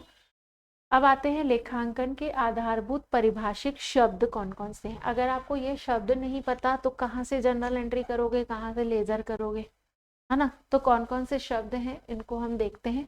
तो सबसे पहला तो बिजनेस एंटाइटी, बार बार आता है व्यावसायिक इकाई, व्यवसाय। अब व्यावसायिक इकाई क्या है, तो मतलब क्या, जैसे सुपर बाजार हो गया, कोई कंपनी हो गई, बजाज फाइनेंस कंपनी, कोई मतलब वो आपकी क्या है, जहाँ से आप व्यवसाय करो, आप अपना नाम दे दो, आभा इंडस्ट्रीज, ठीक है, श्वेता एंड सन्स कर दो। तो ये सब जो है वो आपकी बिजनेस एंटाइटी होती है। लेखांकन प्रणाली हमेशा विशिष्ट इकाई के लिए तैयार की जाती है। जैसे मेरी कोई फर्म हुई, 80 क्लासेस हो गई, तो 80 क्लासेस में हमारी जो लेखांकन प्रणाली होगी वो इस विशिष्ट इकाई के अंतर मतलब उसकी की जा रही है ना, कि कितने टीचर्स हैं, कितना सैलरी हमको पे करनी है, कितने स्टूडेंट्स हैं, वहाँ से पैसे आ रहे हैं। तो ये सब चीज़ें, तो व्यावसायिक इकाई मतलब उसको उद्यम एक तरह से, जिसके लिए जो व्यवसाय करा जा रहा है, ठीक है। फिर अगला है ट्रांजैक्शन, मतलब लेन देन, माल का क्रय। अगर कोई खरीदने बेचने वाली संस्था है तो माल का क्रय, पैसे मिलेंगे, धन की प्राप्ति, फिर आप भुगतान करोगे लेनदारों को। तो ये सब ट्रांजैक्शंस कहलाते हैं। इसमें भी ट्रांजैक्शंस दो तरीके के होते हैं, नगद ट्रांजैक्शंस होते हैं और फिर उधार ट्रांजैक्शन होते हैं, ठीक है। दो या अधिक इकाइयों के बीच कोई घटना जिसका कोई मूल्य हो, ये इंपॉर्टेंट है ट्रांजैक्शन के लिए, मूल्य, ठीक है, पैसों में हो, भले वो अभी मिले या फ्यूचर में मिले। फिर अगला है परिसंपत्तियां, तो ये सारी संपत्तियां होती हैं, उद्यम के आर्थिक स्रोत होते हैं जिन्हें मुद्रा के रूप में उपयोगी ढंग से क्या किया जाता है, प्रकट किया जाता है, और इनका एक पर्टिकुलर मूल्य होता है जो व्यवसाय के परिचालन में क्या होती हैं, उपयोग में आती हैं। अब परिसंपत्तियां भी कितने प्रकार की होती हैं, एक है आपकी करंट है और एक है नॉन करंट। अब करंट में ऐसी आती हैं आपकी जो 12 महीने के अंदर नगद में बदल सकते हैं, ठीक है, जिसको आपने लिया और फिर आप तुरंत इनकैश करा सकते हो। और गैर चालू वो संपत्तियां हो जाएंगी जिनका उपयोग आप दीर्घकालीन में करोगे, जैसे भवन हो गया, फर्नीचर हो गया, है ना। अब परिसंपत्तियों के यहाँ पे नीचे उदाहरण दिए रखे हैं। चालू में क्या क्या आएगा आपका, नगद और नगद के समतुल्य, बैंक में पैसे हुए, ठीक है। आपका बिजनेस में स्टॉक रखा हुआ है, उसको बेच के ही तो पैसे बदलेंगे आपके, ठीक है। विनिमय जो विपत्र होंगे आपके वो नगद, नगद के समतुल्य, और छोटी अवधि के ऋण होंगे या फिर अग्रिम आपको मिले होंगे। तो ये सब चीजें जो है वो चालू संपत्तियां होंगी जो 12 महीने के अंदर, वो दायित्व में आएगा ना, संपत्ति में आएगा, बैंक ओवरड्राफ्ट दायित्व में आएगा। वो अभी हम संपत्तियां पढ़ रहे हैं, ठीक है। तो आपका जितने भी ऐसे संपत्तियां रखी हुई हैं जो 1 साल के अंदर हम लोग इन कैश करा सकते हैं, वो आपकी आ जाएंगी चालू में। और गैर चालू में सब स्थिर आ जाएंगी, जैसे भूमि, भवन, मशीन। फिर गैर चालू निवेश आ जाएंगे, जहाँ पे आपने दीर्घकालीन कहीं पे निवेश कर रखा और उस पर आपको आय मिल रही हो कुछ, या फिर आपने ऐसी जगह इन्वेस्ट कर रखा हो जो आप 10 साल के बाद ही एक मुश्त राशि लेंगे। और अमूर्त संपत्तियां आएंगी, इसमें आपका पेटेंट, गुडविल, ट्रेडमार्क ये आ जाएंगे, ठीक है। ये बात हुई हमारी संपत्तियों की। अब आता है दायित्व की, जो आप बात कर रहे थे ओवरड्राफ्ट की। तो दायित्व वे देनदारियां होती हैं जिनका ऋण, एक तरह से ये ऋण होता है जिनका हमको भुगतान जो है भविष्य में करना होता है। अगर हम एक बिजनेस एंटाइटी हैं, हम एक व्यावसायिक इकाई हैं, तो हमको ये ऐसे ऋणों का क्या करना पड़ेगा, भुगतान करना पड़ेगा। तो इसमें भी वर्गीकरण है, चालू देयताएं और गैर चालू देयताएं। जो 12 महीने के भीतर हमको भुगतान करने वाली देयताएं होंगी, दायित्व, वो चालू। और जो क्या बोलना चाहिए, लॉन्ग टर्म के दायित्व हैं वो आपके दीर्घकालीन भुगतान वाली होंगी, गैर चालू। अब उनके उदाहरण देखो क्या क्या हैं आपके चालू में, कौन कौन से आ जाएंगे आपके। ये ना बहुत इंपॉर्टेंट है, आपको याद करना पड़ेगा, ठीक है, सभी जो टर्म्स हम पढ़ रहे हैं अभी। तो चालू देयताओं में आएगा आपका लघुकालीन ऋण, देय विपत्र, और भी चालू जो भी देता है, मतलब जो जो शॉर्ट टर्म लोन आएंगे ना वो सब आ जाएंगे चालू में। और गैर चालू में आ जाएगा आपका दीर्घकालीन ऋण, ये स्थगित कराधान देयता है जो आपको शुद्ध टैक्स पे करना है, ठीक है। दीर्घकालीन देयता है, और अन्य, मतलब यहाँ पे लॉन्ग टर्म की बातें हो रही हैं, ठीक है। तो ओवरड्राफ्ट आ जाएगा आपका चालू में, है ना, बैंक ओवरड्राफ्ट। और बैंक लोन अगर आपने ले रखा है ज्यादा अमाउंट का, दीर्घकालीन ऋण, ऋण भी दो प्रकार के होंगे, शॉर्ट टर्म लोन ले रखा है 6 महीने 8 महीने, तो वो आपका इधर आ जाएगा। आपने फर्नीचर खरीदने के लिए ऋण लिया है बैंक से, तो फिर वो फर्नीचर की अमाउंट कितनी है, तो उस पर आपका ये दीर्घकालीन या शॉर्ट, कार ली है 20 लाख की, तो वो दीर्घकालीन में आ जाएगा, ठीक है। तो ऐसे आप फाइंड आउट कर सकते हो। फिर पूंजी, पूंजी क्या है आपका, जो भी मालिक अपने पैसे लाकर व्यवसाय स्टार्ट कर रहा है, बिजनेस एंटाइटी में आ रहा है, तो हम पढ़ते हैं ना सेपरेट लीगल एंटाइटी होती है, अच्छा कंपनी, पृथक वैधानिक अस्तित्व, कंपनी के केस में पढ़े थे ना सेपरेट लीगल एंटाइटी। और एक चीज हमने पढ़ी है कि व्यवसाय का मालिक जो है वो पूंजी से क्या रहता है, बिल्कुल मतलब व्यवसाय से अलग रहता है, ठीक है। तो यहाँ पे स्वामी द्वारा व्यवसाय में उपयोग किया जाने वाला जो निवेश रहता है वो पूंजी के रूप में परिभाषित होता है, कि उसने कुछ पूंजी लगा के व्यवसाय में स्टार्ट किया। अब जितने भी फायदे होंगे सब खर्चों को हटाने के बाद, वो पूरा हक जो होगा वो मालिक का होगा, स्वामी का होगा। अगर वो एक अकेला व्यवसायी है तो मिलकर कर रहा है, तो उसके साथी भी उसके समूह में आ जाएंगे, कंपनी है तो फिर शेयर धारक आ जाएंगे, ऐसे, ठीक है। तो पूंजी जो है वो स्वामी द्वारा व्यवसाय के उपयोग के लिए लगाया जाने वाला, किया जाने वाला क्या है, निवेश है। ये नगद या परिसंपत्ति के रूप में होता है। जैसे मैंने एक व्यवसाय चालू किया, बिल्डिंग फर्नीचर लगाई और 1 लाख रुपए पैसे भी लगाए, तो यहाँ पे मैंने नगद लगाया 1 लाख, और जो संपत्तियां यूज की वो भी मेरी क्या हो जाएगी, पूंजी हो जाएगी व्यवसाय की। स्थिति की बात करें तो तुलन पत्र के देयता की ओर दर्शाया जाता है। जब आप ऐसे बैलेंस शीट बनाते हो, ठीक है, यहाँ आप लिखते हो आप एसेट्स और यहाँ लिखते हो लाइबिलिटीज, तो लाइबिलिटीज में यहाँ पे आप लिखते हो पूंजी, ठीक है। तो ये बात यहाँ पे लिखी हुई है कि तुलन पत्र में देयता की ओर दर्शाया जाता है। और कारण क्या है, व्यवसाय की परिसंपत्तियों पर ये स्वामी का दावा है। फिर उसमें आता है स्टेटमेंट में कि पूंजी व्यवसाय की संपत्तियों पर स्वामी का दावा है, तो असर्शन इज ट्रू लिख देना, ठीक है। तो ये दावा ही तो है, इसी के कारण तो वो फायदे उठाता है, बिजनेस के प्रॉफिट जो भी होगा वो उठाएगा, क्योंकि उसने पूंजी लगाई हुई है। अगला है विक्रय टर्म। विक्रय क्या है कि जो भी वस्तुओं की बिक्री या सेवाओं की बिक्री से प्राप्त कुल आगम होता है उसको विक्रय कहते हैं। इसमें भी दो होते हैं, नगद और उधार। और व्यवसाय की मुख्य आय का स्रोत है। मतलब अगर बोलेंगे ना व्यवसाय को आय कहाँ से मिलती है, तो इन्वेस्टमेंट से तो मिलेगी मिलेगी, पर व्यवसाय स्टार्ट कैसे कर रहे हो आप, सामान खरीदने बेचने से ही ना, तो ये मुख्य आय का स्रोत है। आपने एक कुर्सी लाई बेच दी और आपको पैसे मिल गए, 2,000 रुपये आपने कमा लिया, तो ये व्यवसाय नहीं है।